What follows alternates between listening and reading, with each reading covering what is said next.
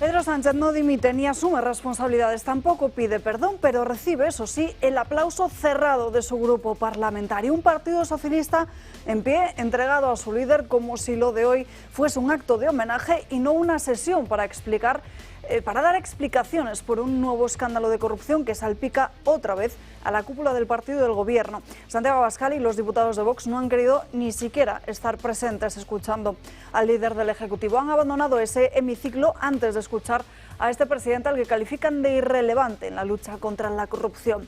Y mientras tanto, los socios de la investidura, los mismos que Sánchez necesita para seguir en la Moncloa, le miran con el gesto muy serio, porque saben que no pueden dejarle caer todavía, porque todavía pueden lograr muchas más cesiones. Sánchez, en cambio, no ha caído en el menor atisbo de autocrítica. Ha confirmado que va a seguir en el cargo y que no habrá elecciones anticipadas. Ha pasado de puntillas por las investigaciones de la UCO que implican directamente a Santos Cerdán, hasta hace muy poquitas semanas su mano derecha en el PSOE. Y en lugar de depurar responsabilidades, ha presentado un plan contra la corrupción. Uno más, y esta vez con colaboración, dicen, de la OCDE y con la promesa que suena a guiño a sus socios. No se trata tanto de castigar a los corruptos como de perseguir a los corruptores. Un matiz que, lejos de ser anecdótico, delata una estrategia política: desviar el foco. Fíjense que no ha tenido años Sánchez desde el 2017 para atajar y trabajar por eliminar la corrupción. Fue ese argumento lo que le llevó a la Moncloa hace ya unos 8 años. La estrella del plan, una agencia independiente que va a liderar esta lucha contra la corrupción y controles patrimoniales aleatorios a altos cargos. Medidas necesarias sin duda, pero que llegan después de múltiples escándalos, no antes, y que, según ha reconocido el propio Sánchez, han sido elaboradas en apenas un mes, justo cuando estalla ese último informe sobre Cerdán. Todo ocurre mientras se acumulan además esas grabaciones de miembros del PSOE repartiendo mujeres como si fuesen también favores políticos. El presidente ha vuelto a repetir que su partido quiere abolir la prostitución. Un discurso que choca frontalmente con la realidad que emana de los audios de Ábalos, Koldo y compañía, y también con las denuncias de acoso dentro del propio Palacio de la Moncloa. Pedro Sánchez ha dicho hoy que es un político limpio. En 2014, en las primarias del PSOE, aseguró que jugaría con limpieza frente a las malas artes. Hoy, más de una década después, el tablero está embarrado, el público desconcertado y el árbitro es el mismo, un árbitro que juega saltándose todas las reglas del juego. La verdadera lucha no es contra la corrupción, sino por la supervivencia. Sánchez ha reconocido que pensó en dimitir, pero ha optado por resistir, no por dignidad política, sino porque sigue teniendo los apoyos necesarios para seguir gobernando. Esos apoyos, sin embargo, dicen los socios, porque de momento solo dicen y no hacen nada, son un cheque en blanco, y cada vez cuesta más justificar ante la ciudadanía que nada se mueve, que nadie asume culpas y que el Congreso se ha convertido en una cámara de aplaudidores profesionales. Pedro Sánchez ha comparecido en el Congreso de los Diputados por la corrupción, sí, pero no ha dicho nada que no supiéramos antes.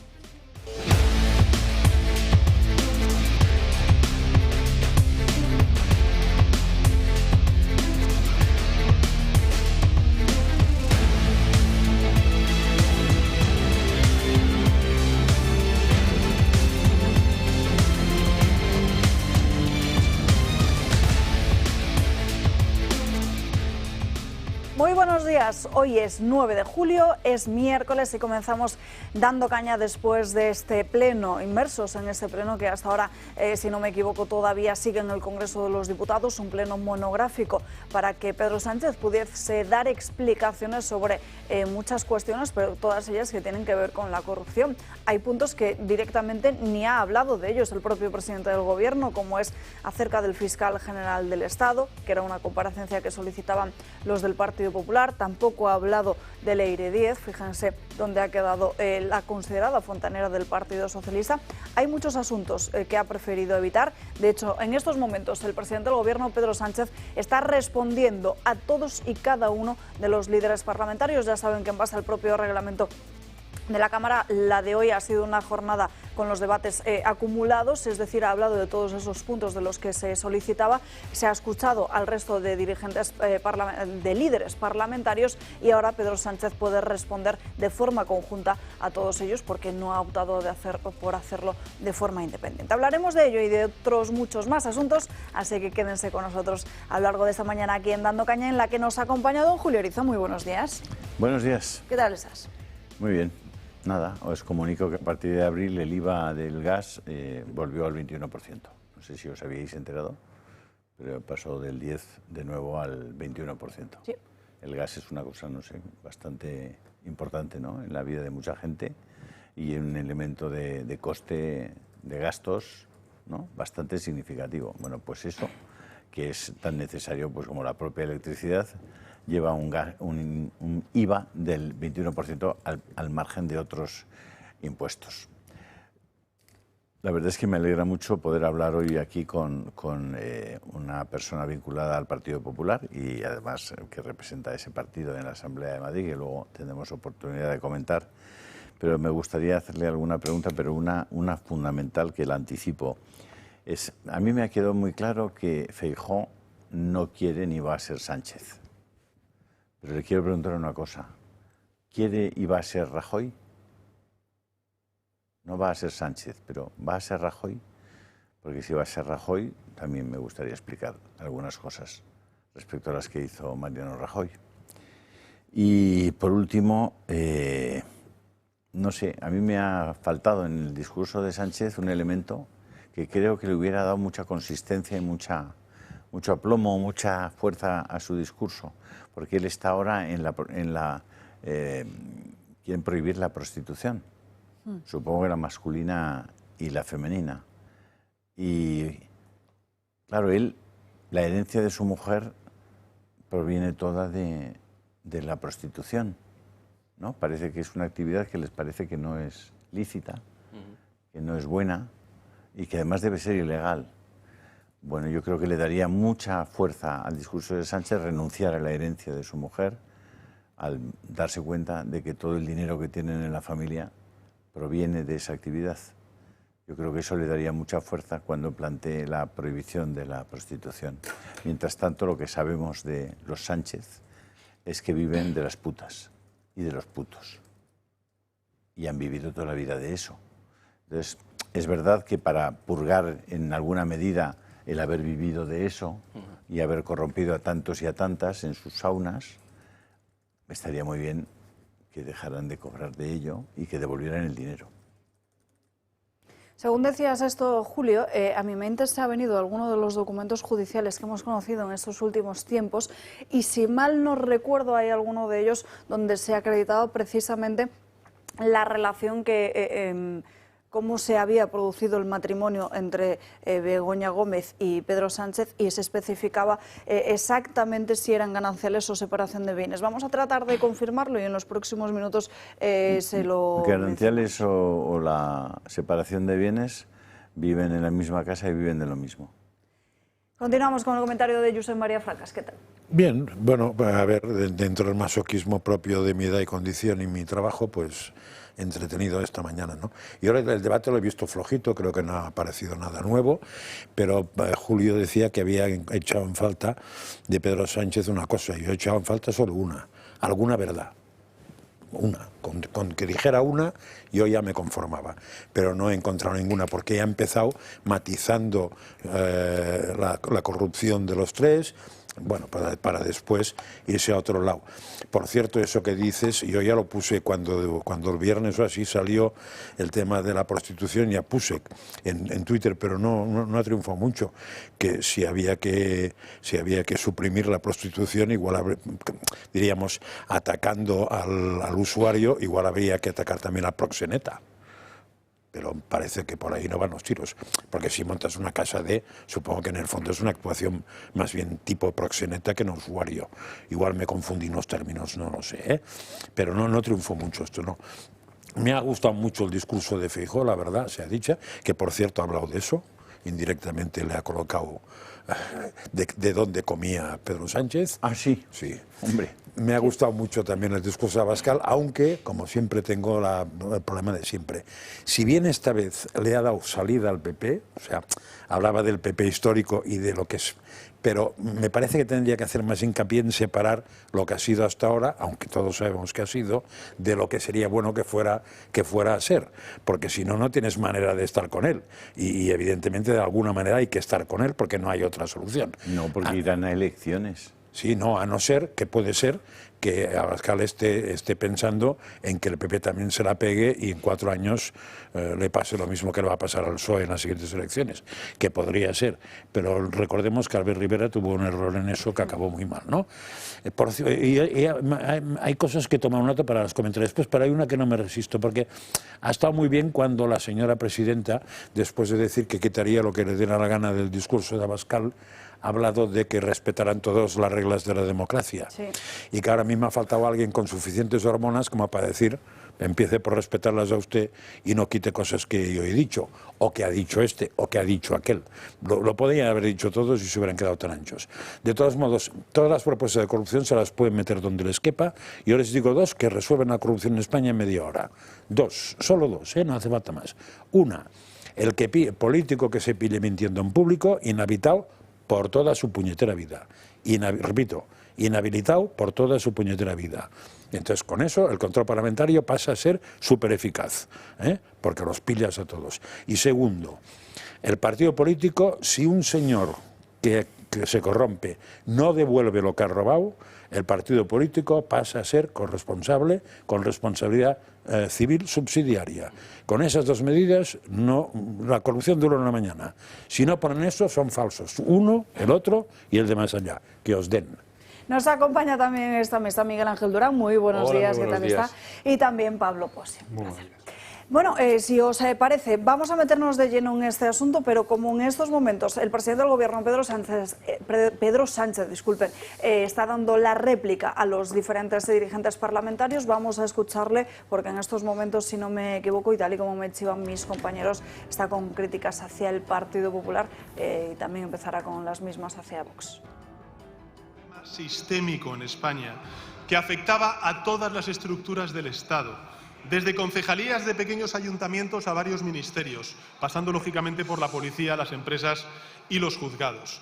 Con Mariano Rajoy, señorías, como presidente del Gobierno, y esto no lo digo yo, lo dicen los rankings de los institutos más especializados y más solventes en estas cuestiones, España alcanzó sus peores puntuaciones en los rankings internacionales de limpieza institucional y la corrupción se convirtió en la segunda mayor preocupación de los ciudadanos tras el desempleo. ¿Y qué hizo el señor Feijóo entonces? Bueno, pues tratar de blanquear lo imblanqueable. En 2009, cuando la Fiscalía Anticorrupción dio a conocer que estaba investigando al Partido Popular por su supuesta financiación irregular, la financiación en B, usted afirmó, y cito textualmente, en los temas de justicia, los políticos debemos hablar poco. Y además dijo el señor Feijóo, que se ha subido aquí y ha hablado como ha hablado de un informe de la Guardia Civil, dijo el señor Feijóo que un informe policial no es una decisión judicial. Esto lo dijo el señor Feijóo precisamente cuando se empezaba a investigar la caja B del Partido Popular. También dijo que si el Partido Popular se había financiado de forma irregular en alguna comunidad autónoma, esto era responsabilidad del presidente autonómico y no del líder nacional del Partido Popular. En 2013, cuando se conocieron las andanzas del señor Bárcenas, el señor Feijóo declaró que había que, y cito textualmente, saber distinguir entre el partido y la persona que trabajó para el partido. Y que, y vuelvo a abrir comillas, sería malo para España que el presidente del Partido Popular y que ningún presidente del Gobierno fuese doblegado por un pillo. En 2022, tras el fallo de la Gürtel, el señor Feijóo dijo que ni se había leído ni le preocupaba la sentencia y que el deber del partido no era renegar del pasado, sino aprender de él. En fin, señoría, la triste verdad es que usted lleva 25 años conviviendo, consintiendo y auspiciando las corruptelas del partido, que es el más condenado por casos de corrupción de la historia democrática en nuestro país. Y con esto...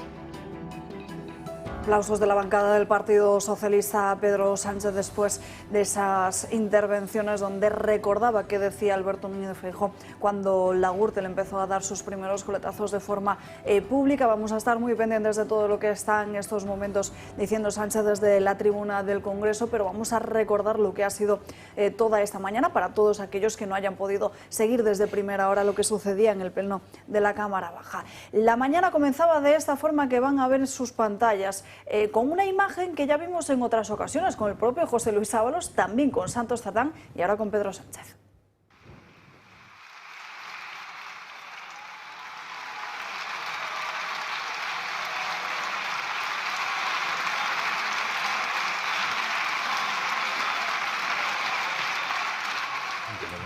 Aplausos de las filas socialistas hacia el presidente del Gobierno. Justo antes de que comenzase su intervención, toda la bancada socialista poniéndose en pie a aplaudir a Pedro Sánchez. Un Pedro Sánchez que en un discurso que ha durado poquito menos de 45 minutos ha asegurado, se ha definido como un político limpio y ha anunciado precisamente este plan contra la corrupción elaborado con la OCDE. Voy a continuar por 3 razones. La primera de ellas es porque soy un político limpio, que desconocía las corruptelas en las que Ábalos y Cerdán pudieran estar inmersos. Por eso, señorías, quiero anunciarles que el Gobierno de Coalición Progresista les propone a ustedes y también a los ciudadanos la aprobación de un plan estatal de lucha contra la corrupción. El primer eje de este plan se centra en la prevención de riesgos y en el fortalecimiento de los controles en materia de corrupción. Vamos a introducir aplicaciones de inteligencia artificial en la plataforma de contratación del sector público, de modo que nos permita automatizar, optimizar la identificación de patrones anómalos o indicios de fraude. Y vamos también a establecer controles patrimoniales aleatorios y anuales para altos cargos durante su mandato para vigilar que nadie obtenga un beneficio indebido. ¿Qué es lo que vamos a proponer a sus señorías, a las formaciones políticas? Bueno, pues la obligación a partidos y fundaciones con financiación pública superior a los 50.000 euros a realizar auditorías externas e independientes. No lo puede disimular. No hay maquillaje que tape que usted es un político destruido. Montando numeritos de cordero degollado. Usted está como está porque ha resultado ser un fraude. Y lo que le está matando es que ahora ya lo sabe todo el mundo. Según la justicia, todos estos años han operado como una organización criminal. No eligió a personas equivocadas para hacer cosas correctas. Eligió a las personas correctas para hacer las cosas equivocadas. Llevaban menos de un mes en la Moncloa y ya se pusieron manos a la obra, manos a las obras. Es increíble. No hizo falta ni corromperles.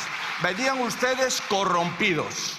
Y la pregunta es, ¿cómo pudo pasarle esto a usted? Pobre hombre, señor Sánchez, ¿no? ¡Qué mala suerte ha tenido usted! ¿Sabe lo que pasa? Que un día se plagia una tesis, otro se convive con prostíbulos, con la mayor normalidad. Más adelante se esconden urnas detrás de una cortina y así poco a poco se va moviendo el umbral ético hasta que cabe todo. Pero lo cierto es que has hecho cosas que dan entre pena y asco. Lo de defender al que manipuló tus elecciones, pena. Lo de estrechar la mano de Bildu, asco. Y ahora subirás aquí a gritar. Ten cuidado porque cuando uno eleva la voz a Sánchez le parece que tiene un exceso de testosterona y al asco y a la pena sumarás la vergüenza. No tienen un mínimo rastro de decencia, absolutamente nada, ninguno de los socialistas que están aquí, ni los aguerridos socialistas de Castilla-La Mancha, ni los delegados del señor Paje, ni los del PSOE bueno que parece no existir. Entiendo que ustedes gobiernen juntos en Bruselas porque piensan lo mismo, pero me sorprende que compartan incluso los manuales para tapar la corrupción. ¿Quién fue el encargado de comprar un gobierno repartiendo favores y amnistías y rebajando los delitos de corrupción en el Código Penal? Porque manda huevos que venga usted a decir que va a presentar un plan estatal de lucha contra la corrupción después de haber hecho eso hace 4 días. Los contribuyentes están esquilmados, los autónomos no dan más de sí, los servicios públicos se desmoronan y España sufre una inmigración masiva que destruye la seguridad. Esas han sido las principales intervenciones de esta misma mañana. Me pedía la palabra Miguel Ángel Durán, luego Pablo y volvemos. Que hable el PP. Pablo Posi. Primero Miguel Ángel, que me pedía la palabra antes. A ver, bueno, en primer lugar, según fuentes solventes de la familia Gómez, no solamente van a renunciar a la herencia derivada supuestamente de los prostíbulos, sino que especialmente van a donar todo ese patrimonio a una fundación con un destino absolutamente sin ánimo de lucro, que es la Fundación Fidaelso del señor Ábalos. Todo el patrimonio va a ir a esa fundación para que tenga un destino y un poco para enmendar pues toda esta conducta. Cartel de ironía que pediría Cartel de ironía, Francas. sí, por supuesto. Se me olvida siempre, a lo mejor me toman Por si acaso, hay que decirlo. Y ahora no te las apunté en una querella. No traigan más a Miguel Ángel Durán a las tertulias. En segundo lugar, en relación con lo que el todavía presidente del Gobierno ha manifestado hoy, es que no tiene ninguna credibilidad. ¿Por qué? Pues porque hace referencia, entre una de las medidas, a implementar un nuevo plan de prevención de delitos en los partidos políticos. Bien, el plan de prevención de delitos viene siendo obligatorio desde 2015 en los partidos políticos y ocurre en el Partido Socialista que en el 2018 doña Ana María Fuentes fue designada como responsable de cumplimiento de ese plan de prevención y fue designada por el señor Ábalos. Pero es que además esta señora compartió ese cargo, es decir, esta señora que es la responsable de que se cumpla el plan de prevención de los delitos en el PSOE, también es o tiene el cargo de gerente del partido. Es decir, que quien debe vigilar que no se cometan delitos es a su vez quien administra el partido como gerente, lo cual es absolutamente incompatible, es una verdadera infracción de todos los principios de cualquier plan de cumplimiento, que si eso ocurriera en una compañía, en una empresa, en una sociedad, vamos, la iban a condenar seguro. Por tanto, credibilidad ninguna y estamos en las mismas. O sea, es Bárcenas, sería, por decirlo así, sí. es haber puesto a Bárcenas bueno, de auditor externo. Sí, más o menos, porque Bárcenas era tesorero, esta señora es gerente. Después fue gerente. Fue gerente también, sí. Y además es que esta señora forma parte del Comité Federal del Partido Socialista, es decir, participa de la estrategia. Es decir, el zorro guardando el gallinero. Está bien. Pablo. Bueno, habla el PPP. Pablo Posi Pradera, en este caso. Pero por contestar a Julio lo que me decías al principio, la pregunta que planteabas yo, y por contestarlo, creo que también es importante que no nos despistemos ninguno, ni que nadie nos despiste desde ningún ámbito, y hablo en general. Yo cuando Mariano Rajoy fue electo presidente tenía 16 años, y ahora estamos donde estamos y hemos vivido lo que hemos vivido estos últimos 7 años, y yo creo que se trata de mirar hacia adelante. Yo lo veo así, dicho para todo el mundo, ¿no? Y que creo que la intención tiene que ser que todos los que puedan sumar para que Sánchez no siga con el plan que tiene de desmoronamiento del Estado de Derecho, no se lleve a cabo. Y yo creo que se puede contar con todo el mundo que esté en ese empeño. Y espero y creo que va a ser así, Feijóo va a estar en ese empeño y va a ir por ahí los tiros. Yo espero que sea así. Sobre lo que estábamos viendo de Sánchez, ¿no? Estas últimas palabras no sé hacia dónde iban, pero yo estaba escuchando esta mañana todas las propuestas que hacía. Hay un montón de mentiras, estoy seguro de que muchos parlamentarios están desmintiendo sus mentiras, en Twitter mucha gente, en cadenas de televisión como esta se están desmintiendo, pero hay una cosa que está clara, que ha dicho una verdad. Hay una verdad que ha dicho, que es que tiene un proyecto inacabado, que es, como digo, el desmoronamiento del Estado de Derecho y de llevar España hacia una república plurinacional dirigida por sus socios, Otegi en el País Vasco con Bildu, con los independentistas de Junts, de Esquerra Republicana. No nos olvidemos, todo el ataque que están haciendo hacia los jueces, todo ese ataque a la independencia judicial, a la separación de poderes, va encaminado a llevarnos hacia eso. Y quieren que en el 2027 no estemos votando corrupción o no corrupción. Ya estamos viendo cómo se ventila la corrupción en una comparecencia en el que sus socios le aplauden prácticamente y le están casi llevándoselo en volandas cuando él está dirigiendo una organización ahora mismo que tiene la corrupción metida en todos los ámbitos de su organización. Proponía incluso esta mañana Sánchez, ¿no?, que me ha hecho esta gracia, decía que había que hacer una agencia pública anticorrupción.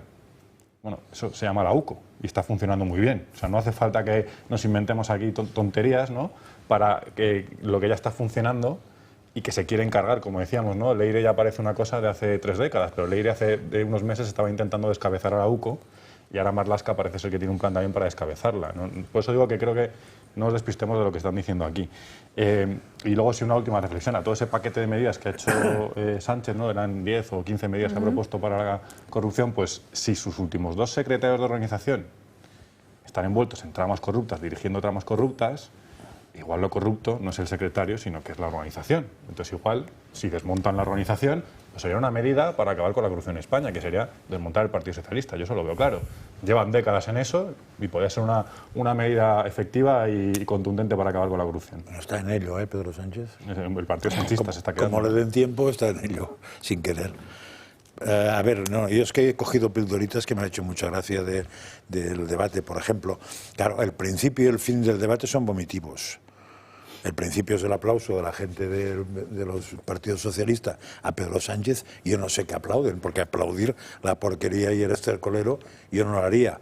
Y el final es la intervención de Pachi López, fuera de la de Pedro Sánchez, que es justo el timado, el damnificado por las elecciones, que le lamen las botas. Tampoco acabo de entender eso, pero en fin, igual es el síndrome de no sé cómo se llamaba esto, de los secuestrados. De Estocolmo. Una cosa muy interesante, ¿eh? Yolanda ha dicho que, como le han aceptado 10 medidas, le daba las gracias. Uy, o sea, a Yolanda parece que no lleva de vicepresidente nada, ni un día, pero para Yolanda el debate era dar las gracias a Pedro Sánchez por aceptar sus medidas de cara al futuro contra la corrupción, que es muy interesante, ¿no? Lo de Rufián es muy bueno porque ha dicho que se acabaron los indultos por corrupción en España. Creo que a los de Rufián les han aplicado indulto y amnistía. No digo porque eso no deja de ser chocante, ¿no? Y como estas, tengo alguna más, pero bueno, así no, lo de Nogueras ha sido bestial también. Bueno, fundamentalmente porque no sé exactamente de qué ha hablado, pero sí ha venido a hablar de que España estaba corrupta. Yo no sé por qué me venía a la cabeza Jordi Pujol, el 3%, la sede que tuvieron que cerrar porque también estuvo incautada. No sé si hablamos de lo mismo o hablamos de otra cosa, pero tiene gracia, ¿eh? Creo que Julio tiene muchas preguntas y también muchos apuntes que hacer a todo lo que se ha dicho en esta mesa, pero tendrá que ser tras una breve pausa de publicidad. Se va a complicar después de la publicidad esto, ¿eh? 7 millones de personas viven en nuestro país con artrosis, una enfermedad degenerativa que va desgastando el cartílago de las articulaciones, produciendo dolor e inflamación.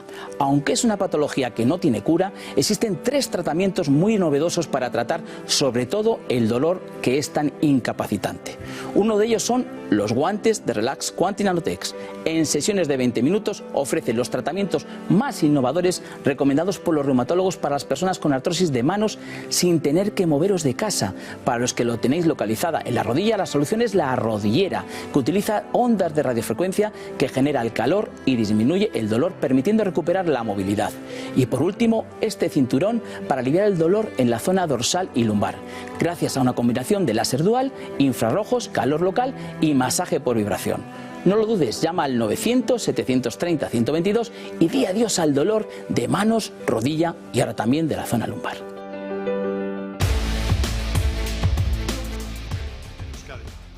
Y por acabar con el terrorismo en España. Habla usted del giro social de la legislatura y efectivamente estoy convencido de que tenemos que dar ese giro social. Posteriormente hablaré de las referencias que ha hecho la señora Díaz, la portavoz, la vicepresidenta del Gobierno, que ha ejercido la portavocía del Grupo Parlamentario Sumar.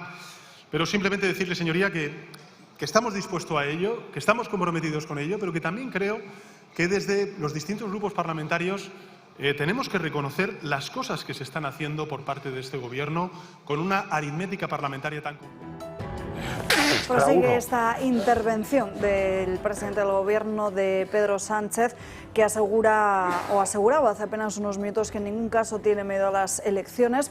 Reconoce su conocimiento sobre la decepción que hay en la sociedad actual acerca de su persona, aunque considera que la gente no es ciega. Dice que es injusto que el Partido Popular pida esa convocatoria electoral por la corrupción, que limita tan solo, según su propio discurso, a solo 3 personas y considera o ataca directamente al Partido Popular, asegurando que los populares no se han movido de la silla en lo que tiene que ver con los fallecidos en las residencias de Madrid, tampoco durante la Dana. Recordarles también que los fallecidos no solo se produjeron en la Comunidad de Madrid, sino en toda España, Pero en fin, dice Sánchez que no tiene miedo a las elecciones y se van a convocar cuando tocan. Las legislaturas, dice el presidente, son de 4 años.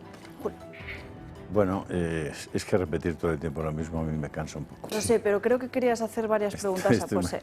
Quiero hacer preguntas a José, pero no quiero enviar la idea de que me preocupa más el Partido Popular que la porquería, la basura y la criminalidad del Partido Socialista, ¿vale? O sea, yo tengo aquí a Pablo y le haré preguntas porque me interesan, además, me interesa saber cosas y que él me las pueda explicar. Ojalá me las pueda explicar y yo las pueda entender. Evidentemente, en lo que estamos es que hay un presidente del gobierno que tiene claras trazas de comportarse, desde luego, como un ladrón, como un corrupto y como un criminal. Empezando por lo de criminal, tanto el apagón como la gestión, sobre todo, de la riada en Valencia, son 2 formas de comportarse que rozan el Código Penal. Rozan el Código Penal. Rozan por dentro, por ahí. Probablemente por dentro. Presumiblemente, pero como no tengo los datos definitivos, pero sí que tengo un dato que es para mí, desde luego, inapelable. No se declaró la emergencia nacional en el primer minuto y no se enviaron ni a la UME, no se envió el Ejército, ni los bomberos, ni todos los recursos del Estado hasta el 3er día de la riada. Y eso supuso gravísimas consecuencias para mucha gente allí. Es decir, yo espero de la justicia de este país, de la historia, que el señor Sánchez pague por su gestión, por ese, si quieren ayuda, que la pidan. Espero que pague. En el apagón exactamente lo mismo. Por supuesto que no fueron 10 fallecidos por el apagón. Claro que no. ¿Cuánta gente estaba dependiendo de tener electricidad? Y efectivamente, como comentaba ahora Pablo en la publicidad, y comentábamos ayer aquí, hay un informe que ya habla de más de 140 personas que son las que murieron directamente como consecuencia del apagón. En fin, eso Miguel Ángel, que es un gran penalista, le pondrá seguro tipo penal a esos comportamientos. Por tanto, para mí eso es lo más importante. Todo lo demás que está por debajo de esos comportamientos que tienen como consecuencia la pérdida de vidas humanas, aunque sea de forma involuntaria, la figura del homicidio involuntario es bastante clara. Es decir, todo lo demás está ya en el ámbito de la corrupción política estrictamente.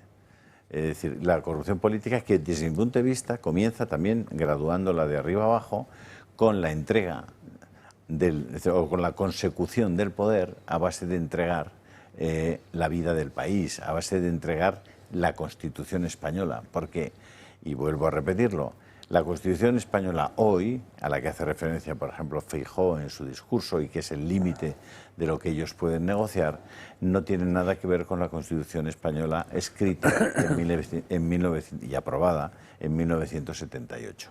Es decir, sobre todo este último Tribunal Constitucional, con sus magistrados, ha conseguido que se haya modificado la Constitución por la vía de la interpretación constitucional. Es decir, este Tribunal Constitucional ha conseguido que el derecho a la vida de todos, que prevé la Constitución del 78, ya no exista, no tenga efecto, porque los que van a nacer no tienen derecho a la vida, a partir de la sentencia del aborto. Aquellos que pensaban que el matrimonio en la Constitución era la unión entre un hombre y una mujer y que tenían derecho a ello los hombres y las mujeres, hayan conseguido subvertir esa interpretación y convertirla en otra cosa. Los que creían también que en el tema de la memoria histórica la sentencia es disparatada directamente.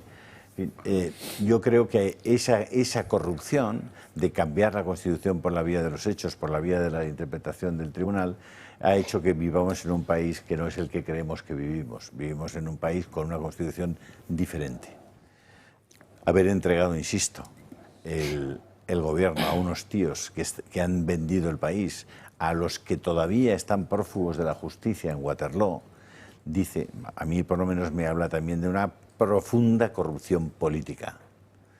Si además le unes la corrupción económica, que va aparejada a la corrupción política, pues ya tenemos que hablar del COVID-19, tenemos que hablar de las mascarillas, de las vacunas, de los PCRs, tenemos que hablar de las obras públicas, tenemos que hablar de cómo la presidenta del Congreso, en ese momento era presidente del Gobierno de Baleares, estaba a las 2 de la mañana en una cafetería fumando y tomando copas, mientras el pueblo de Baleares, al que ella dice haber salvado muchas vidas, estaban en sus casitas portándose de forma exquisita.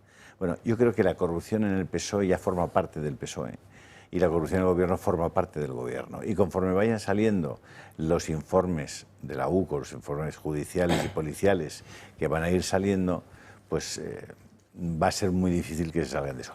Ellos han hecho una cosa que ha sido enormemente inteligente, que ha sido cerrar y ponerle un candado al apoyo parlamentario de sus socios nacionalistas y comunistas. ¿Cómo?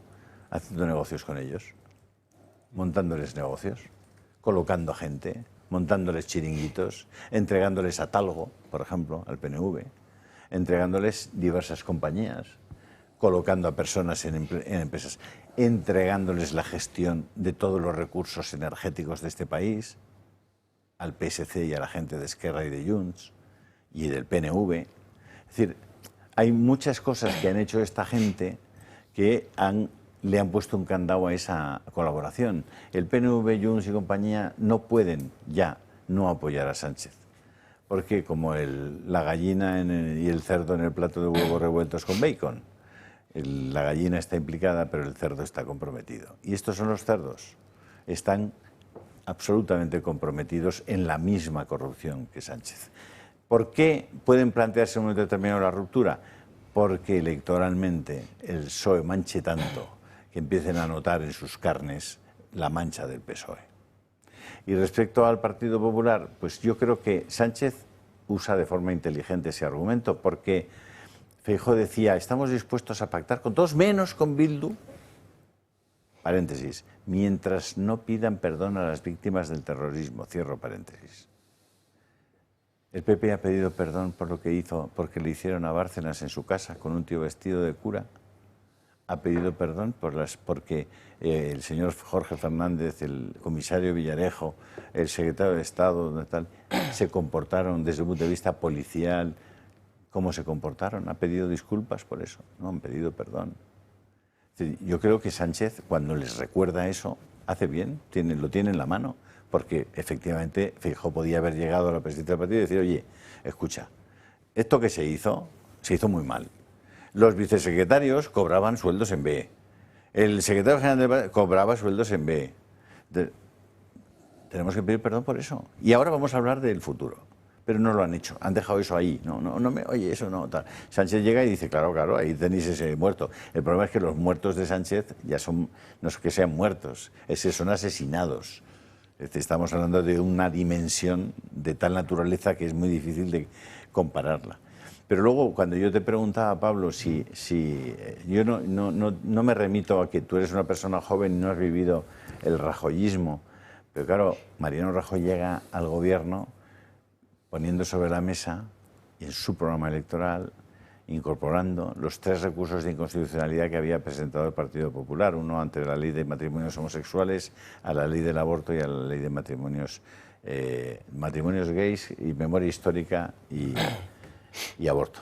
Bueno, llega al poder y no toca nada de eso, no tocó nada. Entonces, desde mi punto de vista fue una enorme estafa que esterilizó a la oposición política de la derecha, que se había movilizado a lo bestia contra esas 3 cosas, porque a la gente le importaba mucho. Y tú estás concretamente en un puesto de responsabilidad en un partido que yo respeto, y en temas de educación. Y yo te preguntaría directamente, en temas de educación, ¿qué ha salido de este Congreso del Partido Popular? Y directamente, ¿vais a propiciar el cheque escolar para que los padres tengan libertad para elegir la educación de sus hijos? ¿Vais a propiciar el regreso al respeto a la educación diferenciada y a cualquier otro modelo educativo, simple y llanamente que respete la libertad de nuevo de los padres? ¿Vais a consentir en vuestras leyes, en las leyes en Galicia, en las leyes en Madrid, que los colectivos LGTB entren en las clases de niños de 10, 12 años sin la presencia ni de los profesores ni de los padres para manipularles y encaminarles en el camino del vicio homosexual? ¿Vais a tolerar eso? ¿Vais a permitirlo? ¿Vais a subvencionarlo? Esa es un poco la... Pues sí puedo responder. Claro. Además, precisamente, ¿no?, respecto de las competencias que tengo, que es en la Asamblea de Madrid y desde la Comunidad de Madrid, pues justo las cosas que dices y la parte de educación, pues hombre, por ejemplo, la educación diferenciada está tocada y atacada de muerte por la LOMLOE, por la ley CELA, por la ley del Partido Socialista de Sánchez. Que cabe recordar, por cierto, que esa ley, las familias de alumnos con necesidades educativas especiales se movilizaron en contra, se llegó a una enmienda con ellas y al final lo que se hizo fue, digamos, que dejar que vaya muriendo la educación especial. Precisamente en la Comunidad de Madrid existe la educación especial, existen secciones de educación especial en colegios ordinarios, existen aulas TEA, que es un modelo único en España y pionero en España y referencia para otros. Entonces creo que ahí se está cuidando y es un ejemplo de cómo se tiene que hacer frente a una legislativa nacional que ataca la educación diferenciada, la educación especial, cómo desde las competencias autonómicas se trabaja para que eso siga existiendo. Sobre las clases LGTBI es un tema recurrente que se debate en la Asamblea de Madrid. Nos ataca a la izquierda salvajemente por haber hecho una reforma de las leyes LGTBI trans. Yo, precisamente, personalmente, yo he sido atacado las últimas 2 semanas por defender esas reformas, ¿no? No sé cómo pide la alegría, no me voy a dedicar a llorar porque me hayan insultado 2 veces en Twitter, que eso me parece ridículo, pero se moviliza a la gente de la izquierda porque hemos hecho unas reformas de las leyes. Y esa reforma de las leyes, aparte de garantizar muchos derechos fundamentales para menores que tienen que tener un acompañamiento médico profesionalizado antes de embarcarse en cualquier tratamiento que se les pueda realizar, ¿no? Además de eso, tiene medidas educativas y una de ellas era precisamente quitar la preponderancia, la prioridad que podían tener asociaciones activistas de una forma de pensar única, como dices, las asociaciones estas que llaman LGTBI. Eso se quitó de la ley. Entonces, al mismo tiempo, en la Asamblea de Madrid nos encontramos con que la izquierda nos ataca por haber quitado esa prioridad que tenían esas asociaciones y por la derecha, digamos, por decirlo, Vox, nos ataca porque sigan yendo. Bueno, es que dentro de la libertad de cada centro existe la libertad para que ellos puedan convocar a una asociación a dar una charla. Lo que sí garantiza la Comunidad de Madrid, tanto en la Comunidad de Madrid como en el resto de España, es que en esa libertad que tiene cada centro para hacer lo que se llama plan general anual o el plan anual docente para poder hacer cosas que tengan que ver con el currículo académico, la Comunidad de Madrid lo que tiene es la inspección para que se revise eso y se supervise. Y ha habido casos en la Comunidad de Madrid, en ayuntamientos, por ejemplo, en Alcorcón, que está gobernado por el Partido Socialista, en coalición con Más Madrid, que desde si no recuerdo mal el caso, pero desde la Corporación Municipal se hicieron actividades que eran susceptibles de inspeccionar, se inspeccionaron y se dejaron de hacer. O sea, yo creo que el marco jurídico dentro de la ley que tenemos nacional, que nadie la queremos, y yo espero que sea de lo primero que se derogue cuando Sánchez caiga, la Ley Nacional de Educación, la LOMLOE, dentro de las competencias autonómicas se pone lo que tendría que ser y lo que desde las comunidades autónomas se puede ofrecer a las familias para que la educación sea, pues, más garantista y más de calidad. En el Congreso ha salido, digamos, la idea, o está el plan de derogar esa ley. Lo ha planteado Feijóo, que lo va a hacer, va a derogar esa ley. ¿Que se la plantea ahora mismo? Sí. Yo ahora mismo desconozco... Porque tú dices que eso lo tenéis que hacer, pero ha salido del Congreso, es decir, se ha planteado... en el Congreso, perdón, decías en el vuestro, Partido Popular. del Partido Popular. Pues ahora mismo yo en la ponencia política no sé si está explícitamente puesto, pero creo que sí que es un clamor. Y creo que debe ser uno de los primeros... Y por tanto, me dices que el cheque escolar lo vais a plantear. Yo, si me preguntas a mí personalmente, yo creo que el cheque escolar ahora mismo para mí no tiene sentido ahora mismo el cheque escolar. Y estoy hablando de una postura personal, porque evidentemente yo en las decisiones que se están tomando en el Partido Popular a nivel nacional no estoy. Pero yo, tal y como lo veo, con 3 modelos educativos que tenemos en la Comunidad de Madrid, en el resto de España también, con una educación concertada que está dando el servicio público a las familias, con una educación privada y una pública, yo creo que el cheque escolar ahora mismo no funciona. Otra cosa es que se plantee para otras etapas que no son educativas, por cierto, que son, por ejemplo, una guardería. Eso es otro planteamiento. Y yo vería interesante para las familias, no que se te plantee un cheque para que tú te pagues lo privado con lo público, sino que se te plantee un cheque para que puedas ir o no, por ejemplo, llevar a tu hijo a una guardería, que ahora lo llaman escuela infantil. Me parecería interesante, porque así las familias verdaderamente están decidiendo si quieren criar a su hijo en casa o criarlo llevándolo a una guardería, a una escuela infantil, como llaman ahora. Bueno, ese no es el punto en el que yo lo veo. Un debate a fondo sobre el tema. Sí, bueno, es verdad que es un poco capitalizar el tema, pero sí, se te preguntaría bastantes más cosas, ya entraremos. Miguel Ángel. Yo quería añadir, en relación con las estafas de Mariano Rajoy, una que a mi juicio fue también muy relevante, y es que se prometió por parte de Cristóbal Montoro una política fiscal de reducción de impuestos y no hicieron nada de lo que prometieron en campaña electoral. En el peor momento en que la ciudadanía, las pequeñas y medianas empresas, los autónomos estaban prácticamente asfixiados después de los gobiernos de Zapatero, nos encontramos con que en lugar de reducir el coste superfluo de la administración, prosiguió e incluso incrementó la carga impositiva a los españoles. No te lo estoy preguntando, pero sinceramente yo en relación con el PP tengo serias dudas respecto de cuál va a ser su política fiscal en el momento en que entre en el gobierno, siempre y cuando no dependan del apoyo de otras fuerzas parlamentarias, como por ejemplo sería Vox. Y en relación con las consecuencias, el comentario anterior relativo al apagón y las muertes, es que yo creo que no solamente, las decisiones político-ideológicas tienen influencia y tienen consecuencias. Acabar con las energías, con la energía nuclear, ha conllevado lo que finalmente ha ocurrido en España. Pero incluso yo diría que no solamente son decisiones políticas o de carácter ideológico. Yo creo que detrás de esto también hay corrupción política. ¿Por qué? Porque el apoyo a las renovables coincide, estamos conociendo en la actualidad, que cuando el gobierno socialista decide apoyar las renovables, determinados familiares muy vinculados a determinados cargos políticos socialistas empezaron, por ejemplo, en Aragón, a constituir sociedades de renovables cuando ellos no se habían dedicado nunca a estos sectores. Entonces, la ideología o la política influye en la vida de los ciudadanos.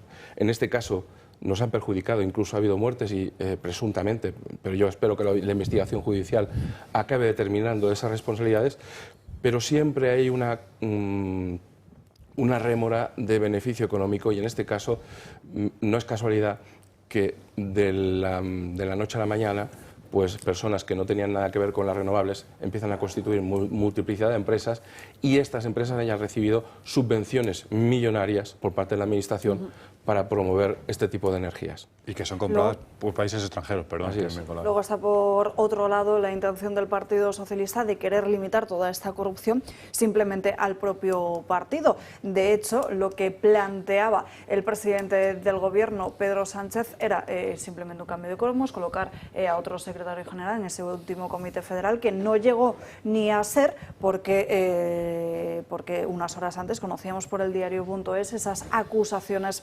precisamente por parte de varias mujeres. Lo normal hubiese sido que antes de colocar a un nuevo secretario de organización, el Partido Socialista realizase una investigación un poco a fondo de la persona que iban a colocar, porque no solo había esas acusaciones, sino que también, según cuenta el propio periódico ABC, Francisco Salazar, atención, cobraba de un ayuntamiento, del ayuntamiento de Dos Hermanas en Sevilla, sin acudir a trabajar. Esta es la información que publica hoy en su portada ABC.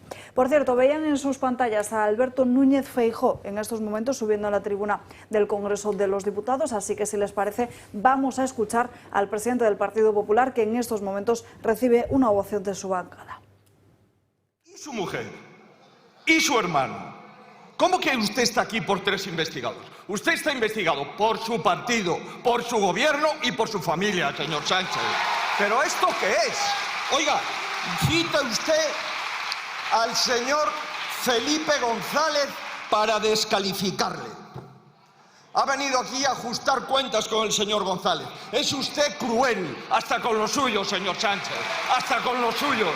Pero si usted ha dicho usted que se afilió al Partido Socialista cuando vio entrar al señor Barrionuevo en la cárcel y acompañó al señor Vera en la cárcel. ¿Pero de qué habla usted? ¿De qué presume usted si se afilió al PSOE gracias a que entraban en la cárcel sus compañeros? Pero, señor Sánchez, habla usted del señor Aznar y Rajoy. No han tenido un solo ministro durante el ejercicio del cargo condenado por nada. Ellos han ganado las elecciones, han sacado mayoría absoluta y usted nunca.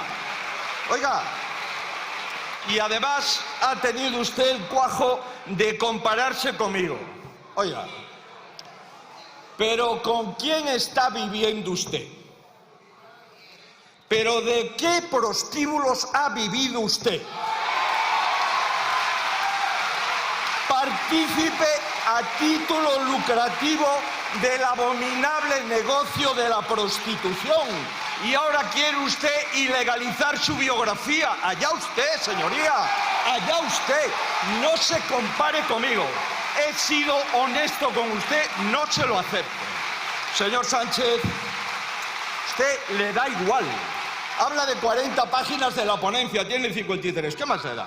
¿Pero qué más le da? Habla usted de que si hemos dicho en materia fiscal lo que dicen los jueces. ¿Por qué no mira usted para los dos que aún le quedan? ¿Sabe una cosa? Lo que no hemos dicho es que vamos a derogar la acusación popular para que usted no pueda blindar a su mujer. Eso sí que no lo hemos dicho. Mire, además, eso sí, me voy con la tranquilidad de que usted no va a convocar elecciones porque no quiere ganarlas. Muchas gracias, señor Sánchez. Mire, la medida estrella es campañas de concienciación. Como si fuesen los españoles los que no somos tolerantes con la corrupción. ¿Y quién las va a dar? ¿Las va a dar en Ferraz? ¿Las va a dar en Moncloa? ¿O igual conoce a una catedrática que puede impartirlas? Oiga, pero esto es muy jeta, ¿no? Oiga, ahora resulta que los jueces no pueden enjuiciar. Lo instruye el fiscal general del Estado imputado y además hacemos estudios demoscópicos. Señor Tezanos, va usted a tener más trabajo que nunca. Mire, su hemeroteca es trágica. Ábalos impulsó en 2018 la creación de la Oficina Anticorrupción del PSOE. Ábalos fue el diputado que defendió la presentación de la moción de censura.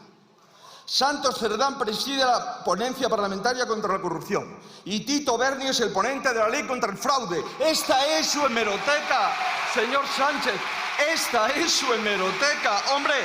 Y después habla usted de mejorar los fondos Next Generation. Hombre, está muy bien. Si se refiere usted a las cartas que metía su mujer para los adjudicatarios de los fondos Next Generation, es una medida anticorrupción contundente. Mire, señor Sánchez,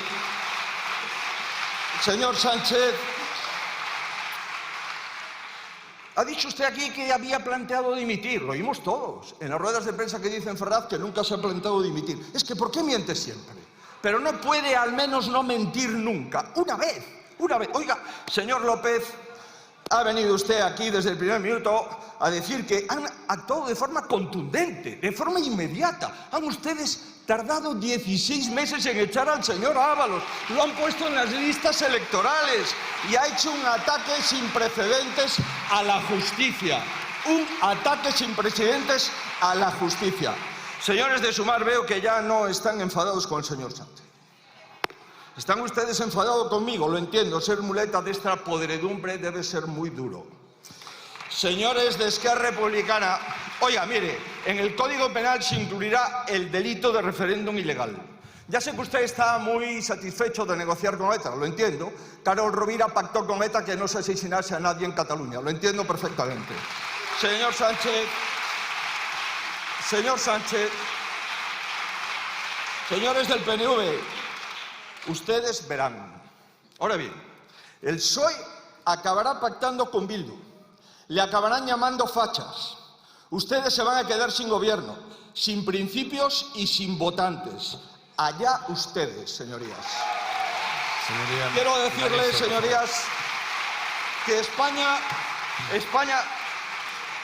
necesita un gobierno decente, este no lo es. España necesita un presidente honrado, este no lo es. Y España necesita un presente y un futuro mejor, y lo tendrá. Muchas gracias, señorías.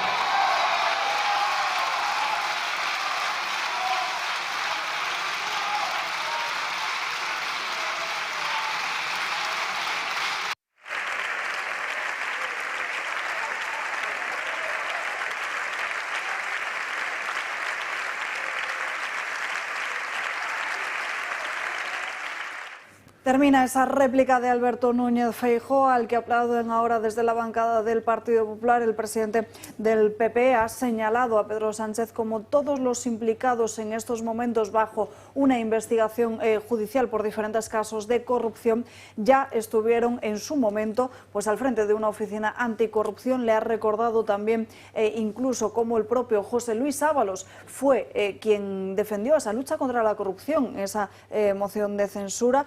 Ha señalado todos esos implicados, al mismo tiempo que también se ha apelado tanto a Esquerra Republicana de Cataluña como le ha adelantado a los nacionalistas vascos que era el coste del apoyo al presidente del gobierno. En estos momentos sigue la réplica del resto de los dirigentes parlamentarios. Seguiremos muy pendientes de la misma y de hecho estaremos pendientes cuando se produzca la intervención del presidente de Vox, de Santiago Abascal. En unos minutos iremos hasta el Congreso de los Diputados. Si no me falla la vista, no es Santiago Abascal, no, así que vamos a estar pendientes. ¿Quién es? No sé, alguien de Vox. A ver, vamos Mientras a ver qué tanto, dice. Es de Vox, ¿no? No, es de yo creo que Vox. es de Sumar. No es de Vox. Yo creo que es de Sumar, me parece. Tiene que Pero ser no van Vox. por orden como... Tiene que ser Vox. Sí, pero yo entiendo que Santiago Abascal, el presidente de Vox, no está en el hemiciclo porque no ha estado durante toda la mañana, al igual que no lo han hecho los y diferentes dirigentes. no va a hacer réplica. Ha tocado su turno de intervención antes, lo ha mantenido y en estos momentos no están dentro del hemiciclo y por eso no está haciendo la réplica, porque aseguraban los de Vox a primera hora que no iban a estar en el hemiciclo mientras hablase Sánchez. Entonces, en el tiempo que han hablado Feijóo, a lo mejor tenemos ahora a Abascal en unos minutos. De momento no lo tenemos, pero vamos a estar pendientes de si existe esa réplica, porque también puede ser que haya consumido su tiempo ya de réplica en su intervención ¿Y este qué anterior. dice? No existe Este es de Sumar. Eso no existe. ¿El qué? El consumir en anterior no existe. A veces sí que ha ocurrido. Escuchamos al dirigente de Sumar. Agencia anticorrupción modélica a tener a un amigo de Zaplana. Hemos pasado de ser un gobierno que luchaba contra la corrupción a que el PP cierra la oficina que se dedicaba a recuperar el dinero y el patrimonio que Blasco, Cotino y todos vuestros amigos nos habían robado. Así que, señor Feijóo, medidas de corrupción, lecciones cero. Pero, señor presidente, no nos haga elegir entre un gobierno de extrema derecha y disimular la corrupción de su partido.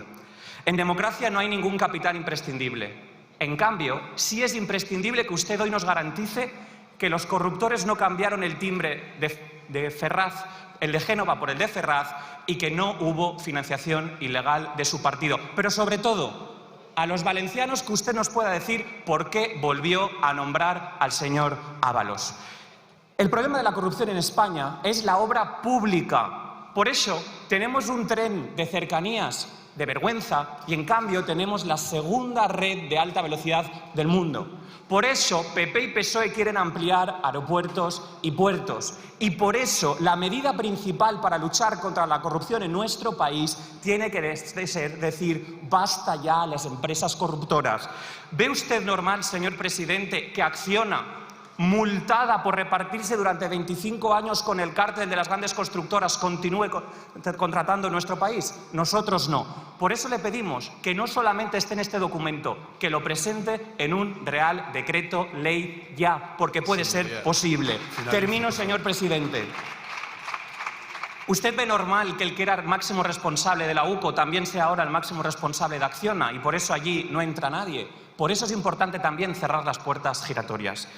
Pero lo más importante, señor presidente, la extrema derecha tiene dos autopistas para poder llegar al gobierno y en sus manos está evitarlo: la corrupción y el rentismo. Y no porque los CEOs de las constructoras voten a Vox, sino porque la ciudadanía necesita un gobierno limpio, pero sobre todo que les dé seguridad y garantías. Muchas gracias. Gracias.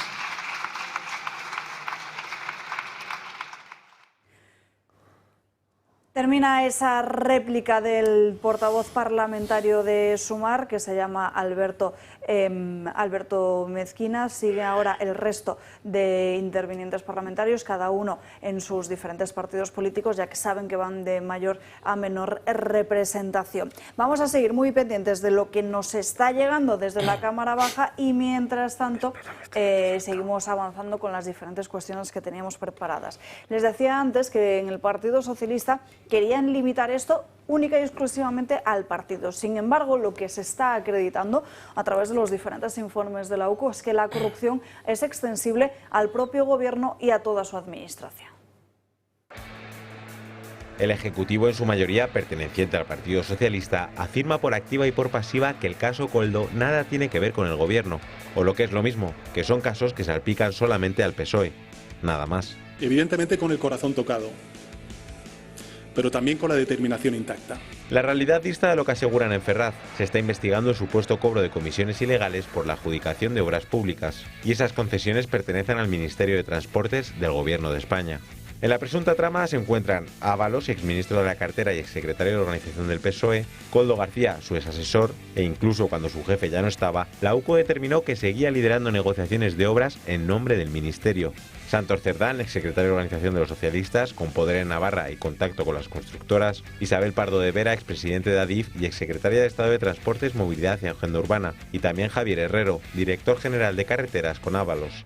Las redes se alargan más allá de la sede socialista. Apuntan directamente a Moncloa. Y así se plasma. La UCO atribuye ya a la trama de Cerdán el amaño de 9 obras del gobierno por valor de 418 millones. Los investigadores sostienen que existen indicios de que Santos Cerdán, José Luis Ábalos y Koldo García Izaguirre utilizaron a altos cargos del Ministerio de Transportes para favorecer a las constructoras que pagaban comisiones ilegales.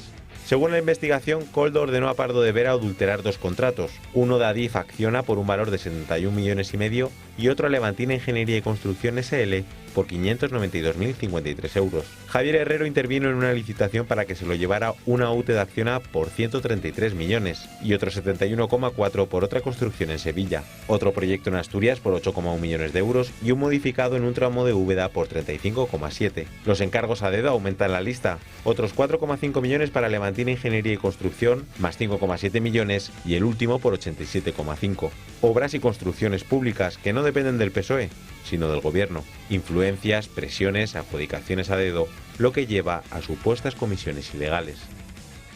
Francas, que me pedías la palabra. Sí, pero a ver, justo el hecho de que esté la presidenta de Adif y el director general de Carreteras, y eso ya no es un problema de la UCO, porque ahora es un problema de que un juez le acaba de imputar 5 delitos, perdón, sí, imputar, creo que se llama así, 5 delitos a la señora, pues ya se ve que no es en calidad de militante del PSOE, que no sabemos ni si lo es, o al menos no consta en el auto, sino por ser presidenta de Adif, que no parece que eso esté en Ferraz, sino que está en un ministerio. Y lo mismo el director general de Carretera. Hombre, a ver, de todos modos el problema está ahí. O sea, el problema está en que parece ser que el partido es el que otorgaba obras públicas, cuando tendría que ser el gobierno. Porque los intereses no eran los del gobierno en cuanto a gobierno de los españoles, sino intereses de un partido político. Probablemente ahí está el problema. Pero yo quería 2 cosas del debate que me parece que son muy interesantes. Uno, ha salido Tito Berni. Sí. Hacía tiempo que no salía. Hace mucho tiempo que no sale. Y es curioso porque Tito Berni debe ser 1 año o 2 antes que lo de Ábalos y compañía, y en cambio no avanza nada la investigación. ¿Sabéis cuál es el secreto, no? La Fiscalía Anticorrupción. No, Tito Berni lo sigue la UDEF. Ah, sí, la UDEF, perdón. Claro. Y lo otro lo sigue la UCO. Entonces la UDEF, con quien coño es la UDEF de Pujol, se quedó parada ahí y ya la han descabezado convenientemente, con lo cual todo lo que siga la UDEF, que parece que no depende de un juzgado, sino que depende de otra cosa, no tiene ningún futuro. Y lo otro que me parece muy interesante, porque ha salido aquí otra vez Feijóo, es que Rufián, que lo decías tú, Alba, en la publicidad, le ha echado en cara que Feijóo no ha hablado de Junts para nada. De hecho, Rufián le ha preguntado directamente qué va a hacer usted de con la amnistía. Pero es que no ha hablado de Junts ni para criticarles y tampoco lo ha hecho en la segunda intervención. Y eso, si alguien ¿Ha quiere contestado, entender... Feijóo, a qué va a hacer usted con la ley de No, amnistía? claro, por supuesto que no. No ha contestado. Bueno, a ver, no, yo estaba en la radio, con lo cual no he visto si enfocaban la cara, porque el otro decía derogar la ley de Ha renegado amnistía. así con la cabeza, ha hecho un gesto de desaprobación, pero Vale. eso no implica De no entrar en ningún compromiso de no verbal. entrar en el tema, con lo cual lo digo por si eso da pistas a alguien de pensar qué es lo que puede venir dentro de un tiempo. El no criticar a unos y tener una ley que sería un problema aprobada por otros, que está Bueno, muy bien, de hecho, porque te han Rufián, limpiado. luego que ha concedido entrevistas, ha dado por hecho ante otros compañeros que el pacto con Junts ya estaría cerrado y que la lleva tiempo contrapartida sería la Rufián de la amnistía, insinuando que precisamente. la solución viene por ahí. Lleva tiempo. Mira, yo quería señalar que una de las obras adjudicadas por Isabel Pardo de Vera, presuntamente amañadas, es una de 71 millones que me he informado y parece ser que esto fue en Cataluña, es una obra de Cataluña, en Sant Feliu. Y claro, a mí me huele un poquito mal porque, según Aldama, el PSOE, en relación con corrupción de obras, funcionaba por cupos autonómicos.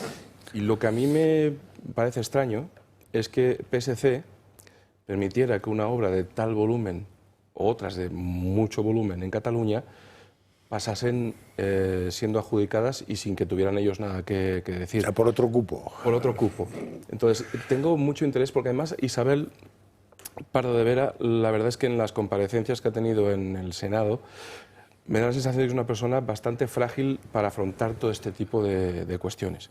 Para amañar contratos de ese volumen parece ser que tenía más mano, presuntamente, pero enfrentarse a esta situación judicial y política le va a resultar bastante duro y por ahí puede ser que tengan finalmente que llegar a algún pacto y que aflore toda la verdad.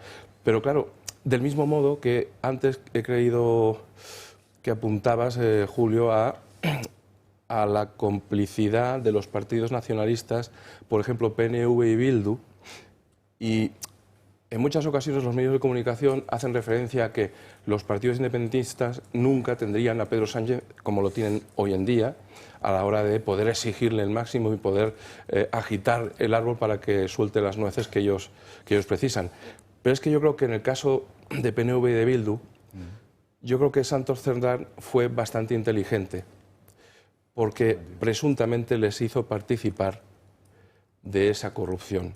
Y por tanto, no es que tengan a Pedro Sánchez en el mejor momento para exigirle y extraerle a España todo lo que puedan, sino que son, a mi juicio, presuntamente cómplices de lo que ha sucedido y por tanto no pueden dejar a Pedro Sánchez en la estacada tan fácilmente. Yo creo que la UCO nos haría un gran favor si continuara con la investigación tanto en Navarra como en las provincias vascongadas, ¿no? Bueno, es que por ahí parece que van a apuntar los próximos informes. Hay de la una zona, compañía que se llama Unpro, que todavía no está en los papeles, cuyo presidente y propietario es Michel Urruticoechea, que es íntimo amigo del señor Ortúzar, y que se ha beneficiado de la recalificación de unos terrenos en Pamplona, en una zona que se llama Ripagaina, donde está construyendo 400 viviendas. Bueno, parece que ese era un terreno para uso terciario, fue recalificado por el consejero Ayerdi, que tiene la peculiaridad también de que la otra compañía, que no es Servinavar, que es OSES, que está en las concesiones de los túneles de Velate con V, resulta que es el hermano justamente del consejero Ayerdi. Y luego nos falta todo el tema de la mina Muga, la famosa mina Muga. Y yo creo que por ahí, tanto por Unpro, el señor Urruticoechea, como por los asuntos de Ripagaina y de mina Muga, podemos tener un mapa un poquito más completo de lo que decía Miguel Ángel, de por qué el PNV está ya comprometido en el plato de huevos revueltos con bacon, porque es el bacon. Empieza a salir en la prensa eso. No eso, pero insinuacioncitas. Va saliendo. Sí. De hecho, el PNV hoy por eso ha tenido que... Yo creo que han hecho una declaración como muy compungidos para intentar desmarcarse porque están completamente vinculados. Yo estaba pensando ahora mismo, mientras escuchaba lo que comentabais, que ya que tenemos una comparecencia hoy en el Congreso sobre la corrupción, estaría bien recordar un poco también, o plantearse un poco, qué es la corrupción, en tanto en cuanto que estamos viendo casos de gente robando y llevándose las manos llenas en varias comunidades autónomas, precisamente en Navarra, el País Vasco, donde parece que está lo grueso. Pero cuando hablamos de corrupción, yo creo que tendremos que tener presente siempre que la corrupción de la más chunga que ha habido, por decirlo así, lo tenemos con los ERE, que era un sistema de voto cautivo durante décadas en Andalucía para amañar unas elecciones y para perpetuarse en el poder. O sea, la utilización de esos medios del Estado lo tenemos en el fondo en el País Vasco. Se están beneficiando de un censo electoral que está viciado, en tanto en cuanto han echado a la gente de allí y desde años lleva el PNV y Bildu beneficiándose de esa situación. Y eso es una corrupción que están haciendo desde hace muchos años a pecho descubierto. O en Cataluña no es que hayan robado, que también, es que han utilizado los medios de la administración para montar ellos su referéndum, su estado paralelo, etcétera, que me parece más preocupante incluso que el robo, que de por sí lo es, ¿no? Digo también porque a veces la corrupción, ¿no? A veces evidentemente hay que seguir cada céntimo y cada euro, como estaba diciendo Julio, y ahí en Navarra se junta tanto la corrupción política de la que estaba hablando él, institucional, con la económica, que van de la mano, y como decía Francas, que está encastrada en las altas direcciones del Partido Socialista, que es el que está repartiendo el bacalao como si fuese pues, un ministerio que está repartiendo obras públicas. Pero al final esas tres corrupciones yo creo que son las de los socios de Sánchez, que llevan años beneficiándose de ello. Yo creo que esto, vamos, yo incluso comenté aquí que me extrañó que Felipe González, que tampoco es que sea una monja de la caridad, y en su historia hay bastante cosa. La peor corrupción de toda la historia reciente del Partido Socialista se llamó GAL. Sí, pero la peor, porque se utilizó las herramientas del Estado para matar y para secuestrar. Pero después Felipe González salta el otro día, salta por la amnistía, no salta por el puterío ni por el robo de. Y eso a mí me parece significativo, porque un personaje así, que moralmente tampoco es para tirar cohetes, donde ve el gran problema de la corrupción, es un tema que no es cuestión de dinero en principio, es cuestión de fondo. Y ahí es la primera. Con lo otro no había dicho nunca nada. Se discrepaba del PSOE y tal, pero con eso dijo que no le votaría. Claro, que Felipe González diga que no le votaría es que considera que tiene que dar a entender que eso es lo más grave de todo, según su opinión. Y eso no es corrupción económica, es corrupción moral, corrupción política, corrupción. Sí. Si en el fondo lo que han corrompido es la democracia porque les suena japonés. Porque cuando tú haces todo eso, ya te das cuenta que no valoras el que la gente vote, valoras el que te voten solo, que es un poco distinto. Y lo que dice Julio, que el hombre del terrorismo de Estado local te venga a decir esto, fuerte, es decir, estamos hablando de... En fin, expertos en corrupción. Sí, por eso, bueno, Felipe González tuvo la Cruz Roja, el BOE, el Banco de España, y tuvo la algo Guardia que para Civil. mí fue lo más despreciable de todo.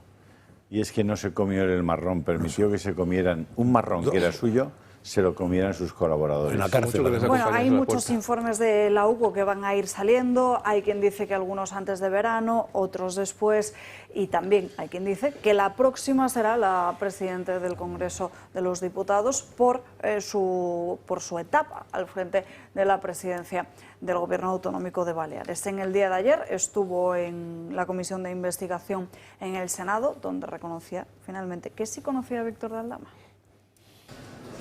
De la noche a la mañana, Francina Armengol ha recuperado la memoria. Después de negarlo durante un año, la presidenta del Congreso de los Diputados reconoce ahora que sí pudo reunirse con Víctor de Aldama. A ver, no me he reunido con él. Yo me he reunido con el señor Hidalgo, que tiene de asesor al señor Aldama y que le lleva a una reunión. Se lo expliquen a Ir Europa. En su anterior comparecencia en esta comisión, Armengol negó conocerlo. A don Víctor de Aldama. ¿Conoce usted a don Víctor de Aldama? No. No ha hablado nunca con él ni nada, ¿no? O sea, no lo conoce. No, nunca se lo han presentado ni conoce quién es. Vale. Y ahora cambia de versión, pero matiza que no ha mentido, sino que no se acordaba. Es que yo no he mentido, es que yo sí, repito, mi única relación con él es que él acompañó al señor Pepe Hidalgo. Claro, yo con quien me entrevisté y con quien conozco y con quien me reuní es con el señor Pepe Hidalgo. Yo el señor de Aldama ni le conocía ni le conozco. A pesar de las mentiras y de los cambios de opinión, la presidenta del Congreso insiste en que nunca ha hablado con Pedro Sánchez sobre Víctor de Aldama. ¿Usted con Sánchez no ha hablado nunca de Aldama? Esa es la pregunta, no de tantas vueltas, ¿sí o no? No, es que yo a Aldama no le conozco. ¿Seguro? ¿Que usted no ha hablado con Sánchez de Aldama ni del trama? ¿Seguro? ¿De Aldama? ¿No he cobrado de Aldama? No, cobrado no. Si ha hablado con Sánchez de Aldama. Es sencilla la pregunta, por favor. No des tantas vueltas, ¿sí o no? Es que no doy ninguna vuelta. Si escuchara, lo oiría. Venga. No. Y se empeña en recalcar que en su gobierno balear nadie ha robado nada. Es que no estamos en ninguna trama de corrupción, que no hemos robado absolutamente a nadie. Dice además sentirse dolida y recalca que la corrupción le da asco. Claro, mezclarnos en todo esto nos duele mucho, que nos mezclen en todo este tema. Y a mí la corrupción me da asco. Esa es la realidad, por eso me duele tanto lo que están haciendo. Veremos si en el informe que la UCO prepara sobre ella no le vinculan delitos corruptos. De momento se conoce que su gobierno balear formalizó un contrato de mascarillas fake con soluciones de gestión por 3,7 millones de euros, además de formalizar otro contrato de 9 millones de euros para las obras de una residencia con Levantina, la constructora salpicada en la trama Koldo. ¿Sabe lo que me da a mí asco como a Francina? Todas las niñas tuteladas en su gobierno a las que prostituían. Y esas comisiones de investigación que nunca quisieron hacer. Y que esas niñas sigan allí y que nadie en el gobierno ni alrededor del gobierno haya ido a la cárcel por permitir que se prostituyeran a niñas tuteladas por el gobierno de Baleares que ella presidía. Eso sí que me produce una repugnancia infinita. Y eso hubiera sido suficiente para que esta señora jamás hubiera ocupado la tercera posición de autoridad del Estado. Y así está el Estado, con gentuza como esta, en la presidencia del Congreso. De Francina Armengol, Julio, iría uno de los próximos informes de la UCO y hay otro de ellos que supuestamente apuntaría a Zapatero. Hay más informaciones que hablan hoy del expresidente del Gobierno. Una de ellas es la que publica el periódico El Debate, que habla sobre cómo Zapatero actuó como un nexo directo entre Nicolás Maduro y un joven español al que presentó ante las autoridades como su sobrino para así poder poner en marcha la bolsa descentralizada de Venezuela. Zapatero habría intermediado personalmente para que este joven llamado Manuel Aarón Fajardo García fuera el encargado de desarrollar ese proyecto. Pero es que ya son muchas las causas de corrupción vinculadas a Zapatero y al chavismo.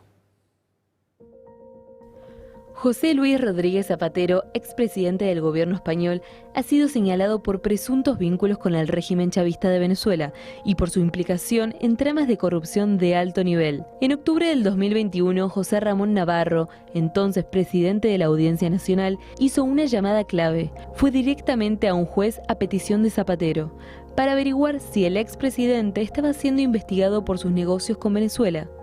Esa llamada vulneraba la independencia judicial, pero refleja una preocupación muy concreta. Días antes, el ex jefe de inteligencia de Hugo Chávez, Hugo El Pollo Carvajal, había declarado bajo secreto que Zapatero recibió acciones en empresas venezolanas como pago por su apoyo internacional al régimen de Maduro. Acciones, no maletines. Un sistema sofisticado diseñado para generar beneficios millonarios a cambio de favores políticos. Víctor de Aldama, empresario clave en el caso Koldo, va más allá. Señala directamente a Zapatero como el cerebro de una red para importar petróleo venezolano a España sorteando sanciones internacionales. Dice que no fue Ábalos, ni Cerdán, ni Koldo, que todo lo llevaba él, Zapatero. También aparece su nombre en el caso Duro Felguera, una adjudicación directa de 1.500 millones de euros para una central eléctrica en Venezuela. Un contrato cerrado, sin licitación, tras acuerdos políticos entre el gobierno de Zapatero y el de Chávez. Y hay más. Juan Carlos Márquez, exdirector ejecutivo de PDVSA, había prometido contar todo lo que sabía sobre los sobornos y las conexiones con políticos españoles. 2 días antes de declarar formalmente, apareció muerto, ahorcado en su despacho. El caso fue cerrado como suicidio, pero las sospechas siguen vivas. Mientras tanto, la Unidad Central Operativa de la Guardia Civil avanza en nuevas investigaciones y desde el entorno de Aldama aseguran que pronto saldrá más información comprometedora contra Zapatero. Un expresidente que utilizó sus conexiones judiciales, que aparece en múltiples tramas vinculadas al chavismo y cuyo papel en la esfera del poder de Sánchez se dibuja cada día con más claridad. Bueno, Zapatero es otro de los que está siendo señalado, ¿sí, Miguel Ángel? Yo, sinceramente, tengo que reconocer que nada me encantaría más que descubrir por parte de las instituciones y de la justicia española la trama corrupta que pudiera o que afecte al señor Zapatero. Pienso que es una de las peores personas que nos ha tocado como presidente del gobierno. Yo creo que está en el nivel de iniquidad igual o por encima incluso que Pedro Sánchez, y que gran parte de los males que tenemos en este país derivan de Zapatero. Con él empieza la confrontación entre los españoles y con él empieza el despilfarro económico absolutamente desorbitado y la corrupción que hoy en día tenemos y que le ha salido gratis hasta ahora. Es decir, ¿cómo es posible? Yo es que lo que no entiendo es cómo no la ha detenido la DEA por ahí en alguno de sus viajes, porque está vinculadísimo a una narcodictadura como es Venezuela. Y sin embargo, hasta este momento, el tío va, si no llega a ser porque finalmente cae Aldama, y Aldama parece ser que está descubriendo alguno de los ases relativos a este sujeto, pues como tantos otros socialistas también bastante relacionados con Venezuela que suelen residir en República Dominicana, ¿no? Sí, a ver, yo no sé si es más malo Zapatero que Sánchez. Tengo que reconocer que no tengo la capacidad de discriminación de la maldad.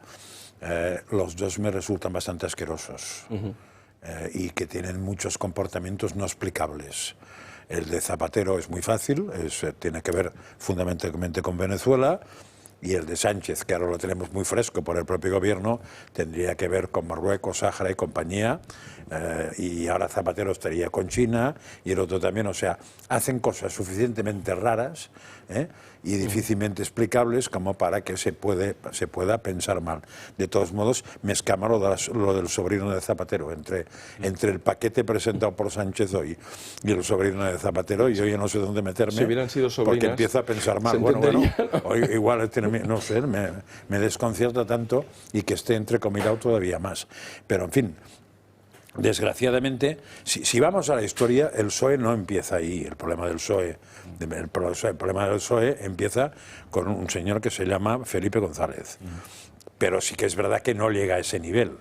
Pero Felipe es el que empieza a desmontar lo que son los cuerpos del Estado, los importantes, tanto la judicatura como las inspecciones, con todo esto. Es el que empieza a meter mano en el poder judicial desde el poder político. O sea, todo eso lo empieza ahí, porque en el fondo, claro, todo lo que viene de la izquierda, de lo que tiene que ver con el socialismo, tiene un interés en pisar al individuo a través del Estado. Y eso se hace de una manera, que es metiendo al Estado en la cama del individuo tarde o temprano. Lo que sí es verdad es que desde que aparece Zapatero, eso se hace a costa de la división.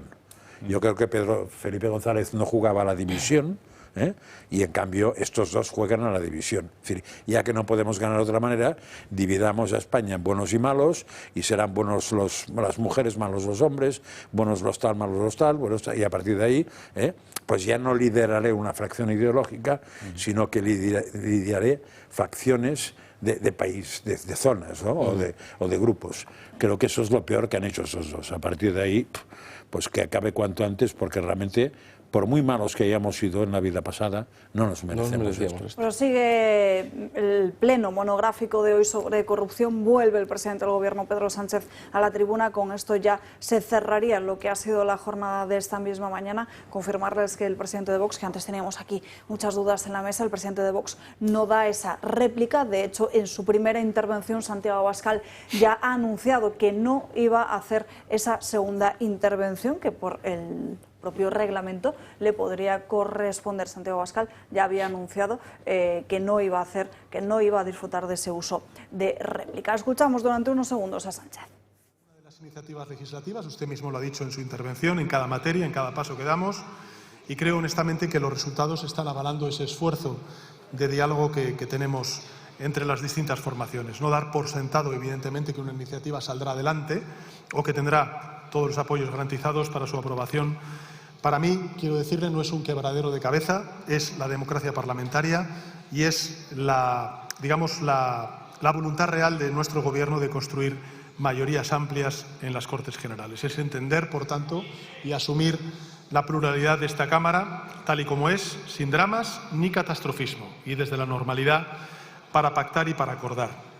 Como he dicho al principio, nos acercamos al Ecuador de la legislatura y creo de corazón que los avances superan y con mucho la sensación de parálisis que quieren transmitir algunos. A veces, en fin, creo que no somos capaces de apreciar los avances en los que tanto su grupo como también el resto de grupos y el Gobierno pues hemos tenido mucho que ver, ¿no? Avances importantísimos, por ejemplo, en el autogobierno, en la prosperidad de Cataluña, en esa ley de amnistía que el Tribunal Constitucional acaba de avalar casi en su integridad. Ley de amnistía que sabemos, lo he dicho en mi primera intervención, no es el final de nada, es el inicio de un camino que yo espero beneficie al conjunto de catalanes y catalanas y que permitirá dar una solución al conflicto político que viene de largo.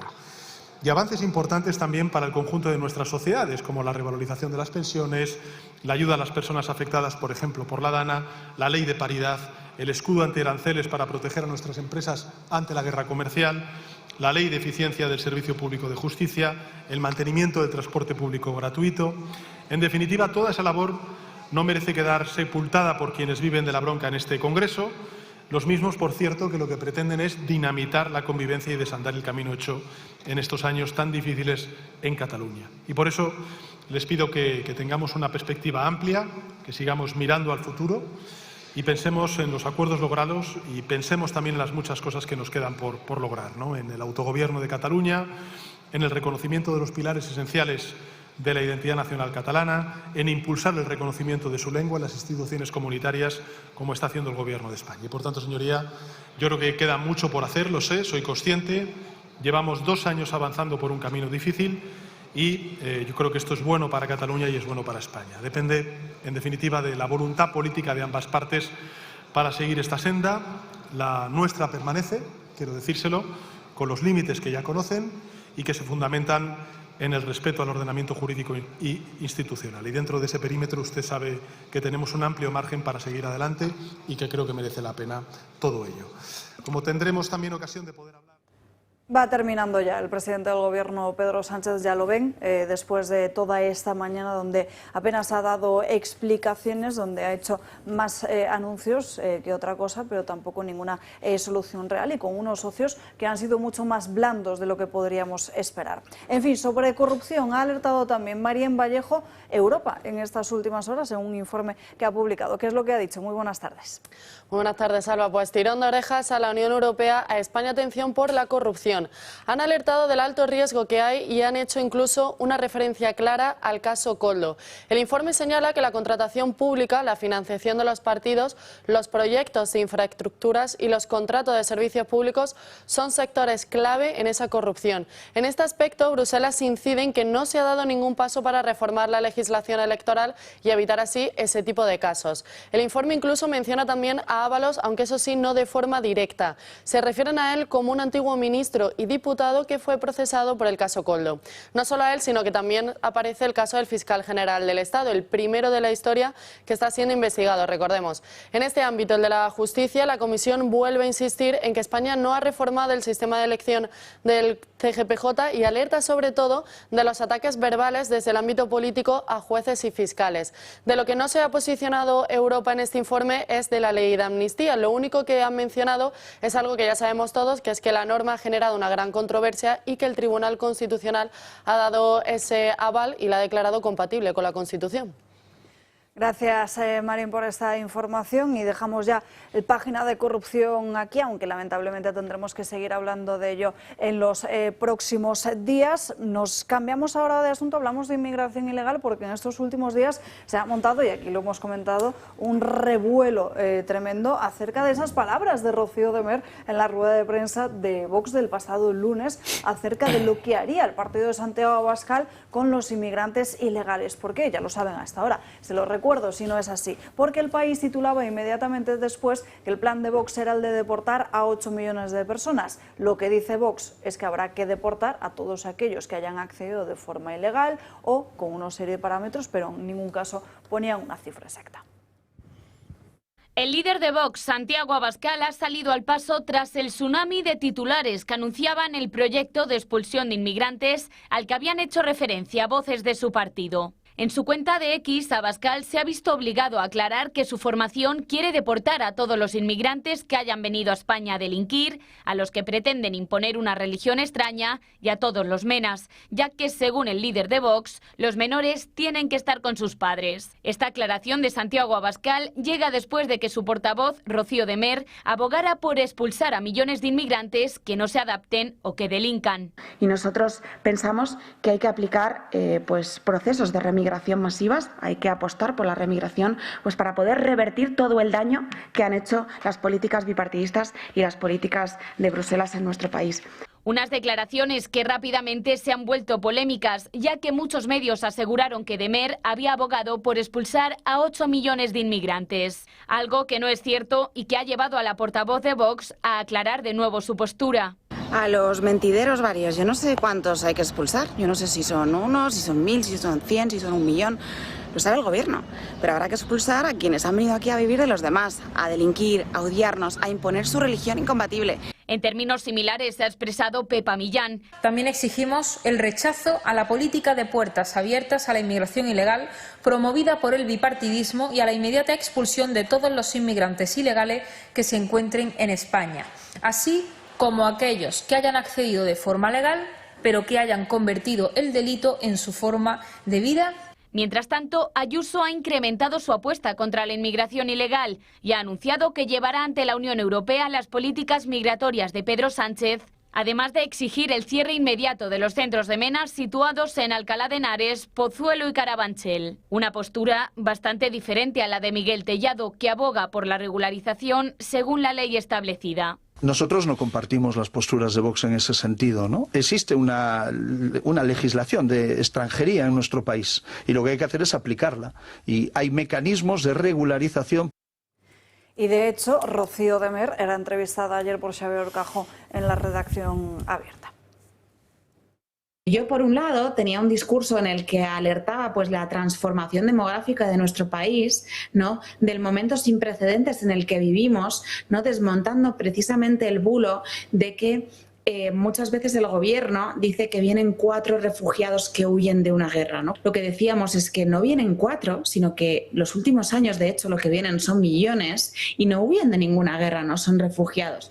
Entonces, el fenómeno al que nos enfrentamos es un fenómeno de millones de personas. Lo cierto es que nosotros, claro que queremos hacer deportaciones, pero no sabemos de cuánta gente, porque nosotros no tenemos esa información. Esa información la tiene el gobierno, pero nadie se echa las manos a la cabeza de quienes han protagonizado las entradas masivas, porque lo cierto es que estamos en la situación en la que estamos porque ha habido una serie de partidos políticos y de gobiernos que han amparado esas entradas masivas. Y ese amparo, además, se ha producido con una complicidad absoluta con las mafias de tráfico de personas.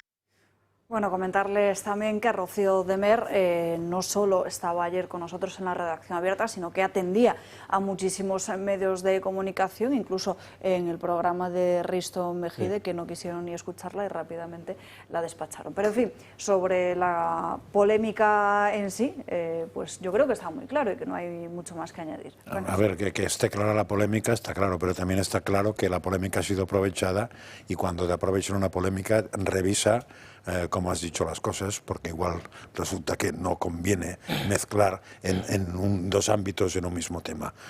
De todos modos, es muy curioso. Por ejemplo, ayer yo seguí esa entrevista que hemos sacado de Tellado, yo la he seguido. Tellado ha dicho lo mismo que dice Vox, absolutamente lo mismo. Ha dicho no a la inmigración ilegal. Y España necesita inmigrantes legales y hay que hacerla que entren legalmente, según interés, tal, no sé qué. Lo mismo. Y a uno no sale nada y al otro le caen. Entonces eso ya se ve que más importante que lo que digas es lo que están esperando para zurrarte. Pero también con todo eso tienes que ir con mucho más cuidado a ver cómo lo dices, ¿eh? Y a veces el cómo lo dices da más pie o menos pie a que los miserables hagan miserabilideces. Yo, sí, yo lo que he visto con esta polémica un poco fabricada, ¿no? O sea, fabricado un poco la polémica. lo visto precisamente es que a lo mejor lo que hay es una posibilidad de llegar a un acuerdo, un entendimiento en materia de inmigración ilegal, con unas, bueno, no 100% el acuerdo, pero bueno, que pueda haber un terreno en el que el Partido Popular y Vox se pongan de acuerdo, sobre todo para que recordemos que las fronteras de España son fronteras de la Unión Europea, que está el sistema Frontex que podría activar el gobierno de Sánchez cuando quisiese y no lo está haciendo para proteger las fronteras de la Unión Europea, y de hecho desde la Unión Europea en varias ocasiones se le ha instado a España a que proteja sus fronteras exactamente igual que lo está haciendo Italia. O sea, creo que precisamente esta supuesta polémica lo que ha dado pie es a que pueda haber un entendimiento a futuro. Sí quería matizar una cosa, creo, en la pieza que se decía, creo que se decía que Ayuso había instado a que se cerrasen los centros de menas, creo que en realidad no son centros de menas, son centros de internamiento extranjeros. Digo el matiz sobre todo porque el problema que tenemos con la inmigración ilegal es que al ser masiva, que es como está siendo y está siendo promocionada por el gobierno ahora mismo en la actualidad para que venga gente, no es solo un problema de que haya menores extranjeros de forma irregular, es que es de todas las edades, lo estamos viendo, ¿no? Y de todos los orígenes. Los lanzan, por así decirlo, pues un poco grotesco hablar así, pero es que es lo que hacen prácticamente, los lanzan en Madrid, los dejan en centros, saturan esos centros de una forma casi, eso sí que es sistémico, de forma sistematizada lo están haciendo en las regiones en las que les interesa hacerlo y es una vergüenza. Entonces, el programa de inmigración, evidentemente, esa connivencia que se decía de permitir a las mafias que trabajen, hagan tráfico de personas desde África hacia España y que aquí luego les damos ese acogimiento en los centros de internamiento extranjeros que tienen un vicio de origen al ubicarlos donde los ubican y dejando siempre al margen al País Vasco y Cataluña, ¿no? Entonces, bueno. O sea, se podría decir que el gobierno que ir, usa... señores, a la última pausa de publicidad del día de hoy porque estoy ya fuera de tiempo, pero antes, Julio, tu canal de Telegram, tu canal de WhatsApp, ¿cómo hay vas un con QR que se llama, y he aprendido qué significa QR, es Quick Response, me lo ha explicado Luis del Pino esta mañana. Si te lo contamos aquí ayer, Gaby y yo, en directo, que lo buscamos. Sí, joder. Hombre. Eso me ha delatado mi falta de memoria, claramente. Bueno, ese QR, para la gente como yo, que no somos digitales de nacimiento, si tú coges tu teléfono móvil, enfocas al QR y te va saliendo una cosita amarilla y hay un momento en el que, clac, te aparece ir al sitio, ¿no? Con la cámara. Con la cámara, sí, con la cámara. Entonces aprietas ahí y aparece en el teléfono en este WhatsApp, que está a nombre de Julio Ariza, y en el que intento trasladar una parte de las cosas que colocamos en Telegram, los buenos artículos, algunos buenos vídeos, análisis, información, que es un poco alternativa a lo que hay en el... y crítica, con una forma también de hacer periodismo en otros medios. Yo creo que también es una forma de que estemos en contacto este verano, porque habrá momentos de menos intensidad de la información en televisión, de que estemos, pues unos cuantos estaremos de vacaciones unos días. Con el canal de WhatsApp y con el de Telegram pienso seguir en contacto con toda la gente que quiera estar ahí. Entonces, si os dais de alta, bueno, pues la verdad es que ha tenido bastante fuerza el llamamiento que hemos hecho y ya estábamos en 7.000 y pico y estamos ya en 8.000 no sé cuántos, más de 1.000 personas se han dado de alta en el canal y si os apetece, pues yo voy a tratar de estar muy en contacto con ese canal de WhatsApp también, que ya lo he incorporado en mi disco duro para que forme parte de las cosas que tengo que hacer y que puedan seros útiles e interesantes. Así que lo tenéis que hacer de esa manera porque acceder por la vía de entrar en el WhatsApp y buscar el canal de Julio Ariza parece que es bastante complejo. Sin embargo, simplemente con la cámara del móvil y enfocando a ese QR, te sale y te unes al canal y ya está, ¿no? Así que será un placer teneros a todos en este canal. Nos vamos a la última pausa de publicidad del día de hoy y enseguida volvemos.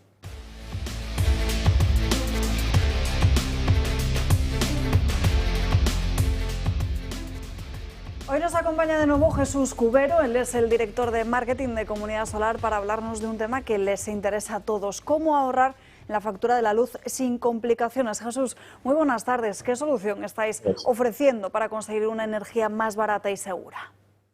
Bueno, nosotros desde Comunidad Solar lo que ofrecemos es un sistema que combina el autoconsumo remoto, que no es más que ser propietario de paneles solares en plantas fotovoltaicas de toda España y al mismo tiempo instalar una batería en casa que lo que hace es que carga en las horas baratas de la electricidad y lo que hace es usar esa energía cuando la luz está más cara. Por tanto, por un lado, produzco la energía en un campo fotovoltaico y por otro lado tengo unas baterías que me están, se están cargando cuando más cara es la luz.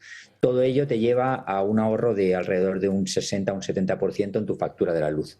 Y además estás produciendo energía verde, energía limpia. ¿Quién puede contratar este sistema? ¿Hace falta tener conocimientos técnicos o algo en especial? Nada, este sistema va dirigido al 80% de la población que no tiene un tejado donde poder poner placas solares, así de sencillo. Entonces, todas aquellas personas que quieran tener energía renovable en su casa, ahorrando hasta un 70% de la factura, sin ningún tipo de instalación y haciendo el cambio en 24 horas, puede contactar con Comunidad Solar. ¿Cómo se puede acceder a esta solución? En ese número de teléfono que están viendo nuestros espectadores en su pantalla, entiendo. Eso es, en ese número, también entrando en comunidadsolar.es, una persona de nuestro equipo se pondrá en contacto, pedirá una factura actual y en 24 o 48 horas le mandaremos la propuesta de cuál será su nueva factura si entra con Comunidad Solar. Pues muchísimas gracias por estar con nosotros en directo. Un abrazo. A vosotros, gracias. En fin, hablábamos antes de inmigración ilegal, hablábamos también de inseguridad y los que deben garantizar su seguridad, lo habrán estado leyendo en estos días, pues tampoco están en una situación que se pueda decir muy buena. De hecho, a estas horas habrán conocido cómo esos 10 policías que estaban en Mallorca han sido desalojados de un hotel. De hecho, estas son las imágenes de la salida de ese establecimiento hotelero por falta de dietas. El Ministerio de Interior no ha abonado esas dietas y ellos no pueden hacer frente al pago de ese hotel. De hecho, por otro lado, también OK Diario informaba estos días de cómo el Sánchez castigaba a la Guardia Civil y solo la policía iba a tener una jubilación anticipada como la de los Mossos de Escuadra. En fin, Miguel Ángel, en un país como el nuestro, desde luego, que nuestros agentes estén así tampoco resulta muy Es una vergüenza y la diferencia está en que mientras vemos cómo se van dando millones de euros en comisiones y en mordidas, sin embargo, quienes realmente están defendiendo a los ciudadanos, quienes se preocupan por la seguridad de todos nosotros, pues tienen que andar esperando a que les paguen las dietas por el servicio que están desarrollando. Esto es una verdadera vergüenza y, sobre todo, la discriminación que incluso el propio Gobierno ha realizado en este caso respecto de la jubilación de los policías en relación con los guardias civiles. ¿Qué justificación existe para otorgar un trato distinto a un cuerpo y a otro?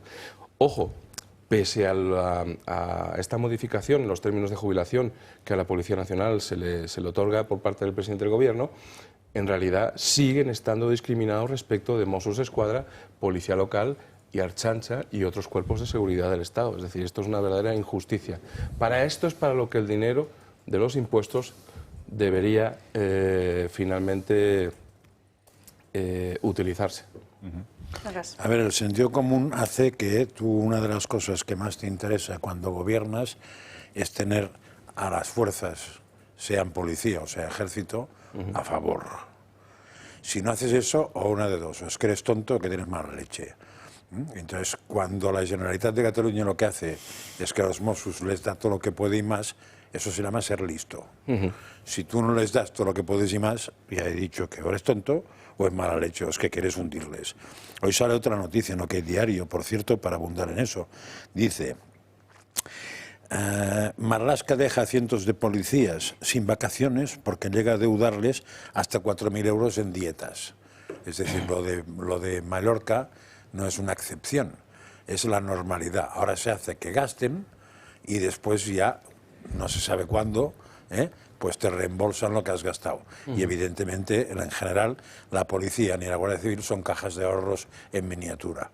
Mientras tanto, Marlaska sí que ha concedido protección oficial a Leire 10, pero lo han calificado con la categoría de secreto de Estado. Eso sí. Leire la secreto. Sí, yo iba a decir, sí, por aportar un poco más a lo que estábamos comentando, es una vergüenza que se utilice, evidentemente, o que se trate así a la policía, las fuerzas y cuerpos de seguridad del Estado, particularmente siempre a la Guardia Civil, ¿no? Siempre tienen una inquina contra la Guardia Civil. Ahora toca UCO. No, y en general siempre, bueno, la UCO, decíamos hace aquí unas semanas, comentábamos cómo después de estar durante años y condecorar a miembros de la UCO, Marlaska, ahora se ha inventado una fórmula para condecorar a los que están arriba y quitárselos de encima, ¿no? Es decir, que es una instrumentalización.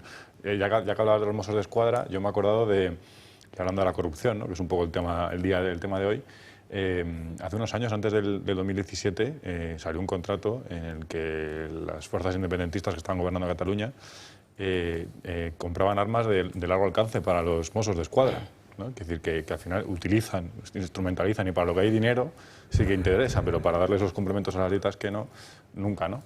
Desde sus competencias, ya por comentar una cosa que me viene a la cabeza, ayer justo la presidenta de la Comunidad de Madrid anunciaba un complemento para las enfermeras de 280 euros para cubrir aquellos centros de salud que no tienen, son difícil cobertura. Yo creo que decir, eso yo creo que es hacer política de verdad con el dinero de la gente, con el dinero de los contribuyentes, para que los servicios públicos funcionen donde tengan que funcionar. Exactamente igual las enfermeras en los centros de salud y los policías que estén bien dotados para ejercer su labor, que encima es de riesgo.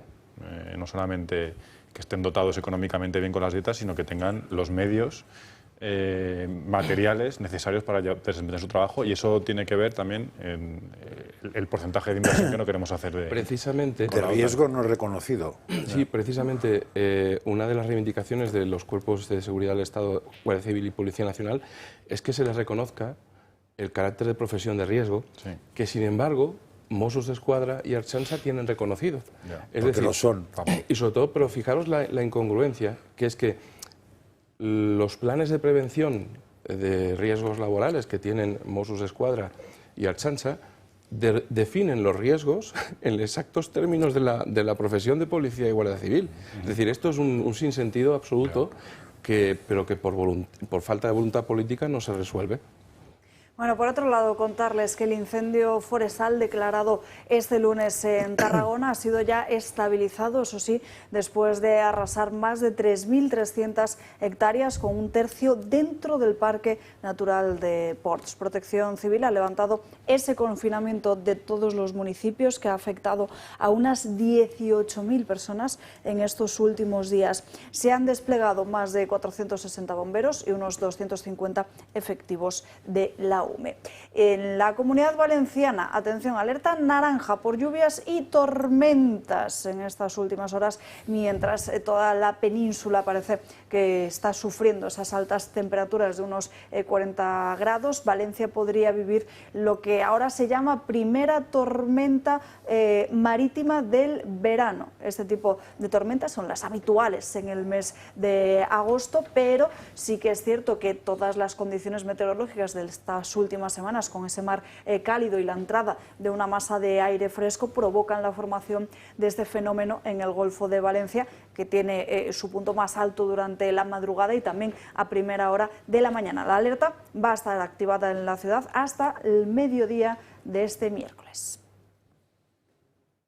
Salir en las horas en las que menos calor hace, hidratarse. Las noches complicadas, pero bueno, más aire acondicionado, es que no hay mucho más, porque hay veces que incluso abriendo las ventanas es peor, es casi mejor cerrarlo todo y que no entre nada. Dormir fatal, si no hay un ventilador es que te mueres, no puedes dormir. Y ponerse al fresco donde hay aire acondicionado, en las tiendas y así. Pues vamos a la playita o a algún río, a alguna piscina y se puede soportar, pero si no tienes eso lo llevas mal. Bueno, y por otro lado, fíjense en estas imágenes la sorpresa que se llevaron unos ciudadanos que estaban disfrutando de una tarde de playa normal en Gijón, y de repente, al volver a su sombrilla, lo que se encontraron fue un enjambre de abejas. Esos son los trabajadores retirando precisamente el enjambre que había en esa sombrilla. Unas imágenes, desde luego, muy sorprendentes que están compartiéndose por las redes sociales. Bueno, últimos minutos, nos vamos a página internacional con Sandro Meco de En Dos Continentes, porque desde luego lo que se ha vivido en estas últimas horas es algo histórico, con la visita del primer líder europeo a Reino Unido después del Brexit. Nos lo cuenta Sandro.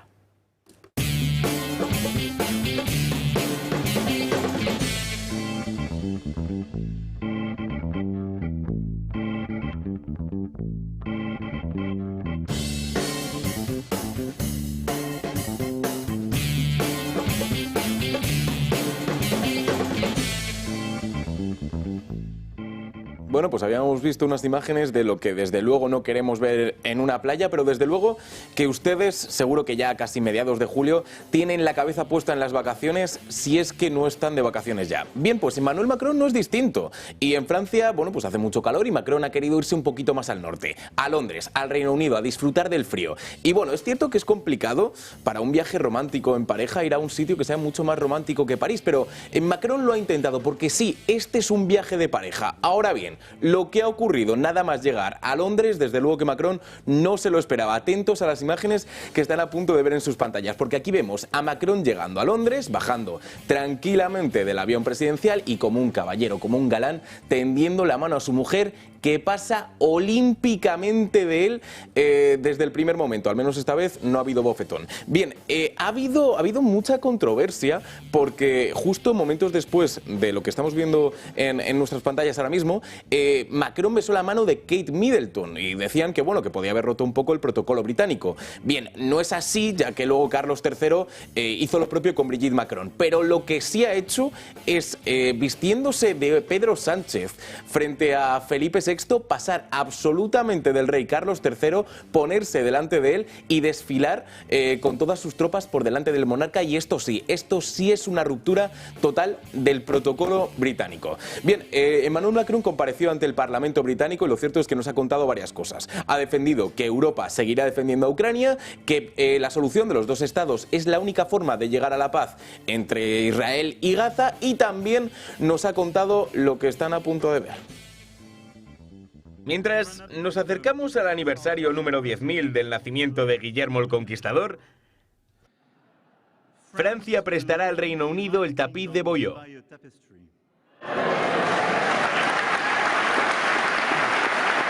Tengo que reconocer que nos ha costado más años conseguir esto que todos los textos del Brexit. Sí, así es. Así es el que has empezado a hablar mientras hablaba por otro lado y nadie te ha escuchado. Pero vamos a ver, Alba, ¿cómo un tipo en su sano juicio puede decir que es el 10.000 aniversario? A ver. En serio, es que de verdad como de broma. Bueno, pues ha dejado varias perlas. Macron, esto es porque la mujer le debió dar otro guantazo antes de salir. Guillermo viajaba en el tiempo, ¿no?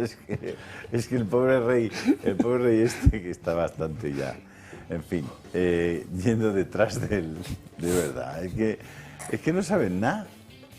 Hay que poner a gente pero un eso poquito... no es protocolo británico, eso es protocolo mundial. Sí, totalmente. O sea, los británicos, los chinos, cualquiera, si vas a un país, no vas por delante de la autoridad máxima del país. Sánchez a veces se le cruza un cable porque y se equivoca. Es maleducado mundial. Pero porque sigue las instrucciones de Cerdán. No. Claro, no, pues la cuestión es que además ha dejado un par de perlitas porque aparte de esto ha reculado en la inmigración ilegal. Ha dicho que es una carga tanto para Reino Unido como para Francia, pese a que toda su campaña ha dicho totalmente lo contrario. Entonces, bueno, esta noche en Dos Continentes vamos a analizar un poco todo el discurso de Emmanuel Macron, pero eso sí, relacionándolo con las cuestiones que están sucediendo en Ucrania, en Israel, también, por supuesto, en las relaciones arancelarias de Estados Unidos y de la Unión Europea, y también hablaremos de las últimas novedades del caso Epstein, que sigue dando de qué hablar en Estados Unidos. Y si te parece bien, en mi WhatsApp voy a colgar para la gente la traducción, o sea, los episodios doblados que tú vas integrando en Dos Continentes, para que la gente pueda seguir la política norteamericana, sobre todo la política norteamericana internacional, pero doblada al español. Es que lo que deberías hacer es compartir directamente el programa de En Dos Continentes, que se sube regularmente a nuestro canal. Sí, pero eso tiene una duración determinada y, sin embargo, estos son cortes breves que te permiten intuir qué está pasando en esa política. Y si alguien tiene más interés, se puede ir a ver a Sandro Meco a YouTube. No, yo tengo mucho interés porque es uno de los mejores programas que hay en la televisión española, el de Sandro Meco. Muchas gracias, Julio. No, es la verdad. No, siempre me sacan los colores cuando hablamos de esto, o sea que... Siento romper el momento, nos quedan 40 segundos. Muy bonito, muy bonito. Siento romperos el momento. Sandro Meco, te vemos esta noche. Esta noche aquí en el Toro Televisión. Y por lo demás, ya saben que pueden seguir a Julio Ariza en su canal de Telegram y en su canal de WhatsApp. Atención con ese QR que hasta hace apenas unos segundos le estábamos mostrando. Por lo demás, gracias al resto por acompañarnos a lo largo de esta mañana aquí en Dando Caña. Comentarles que atención, porque nosotros aquí Dando Caña se despide, pero es que dentro de media hora vuelve a retomarse la actividad en el Congreso de los Diputados. Se la estaremos ofreciendo en directo, así que dentro de media hora vuelvan ustedes a conectar o aguanten directamente la conexión, porque se retoma la actividad en el Congreso con la comparecencia de Pedro Sánchez, pero en lo que se refiere ya a ámbito internacional escucharemos también las diferentes intervenciones de Alberto Núñez Feijóo y de Santiago Abascal, pero será a las 2:30, así que ya lo saben, aquí en el Toro Televisión. Por lo demás, que descansen y hasta mañana. Adiós.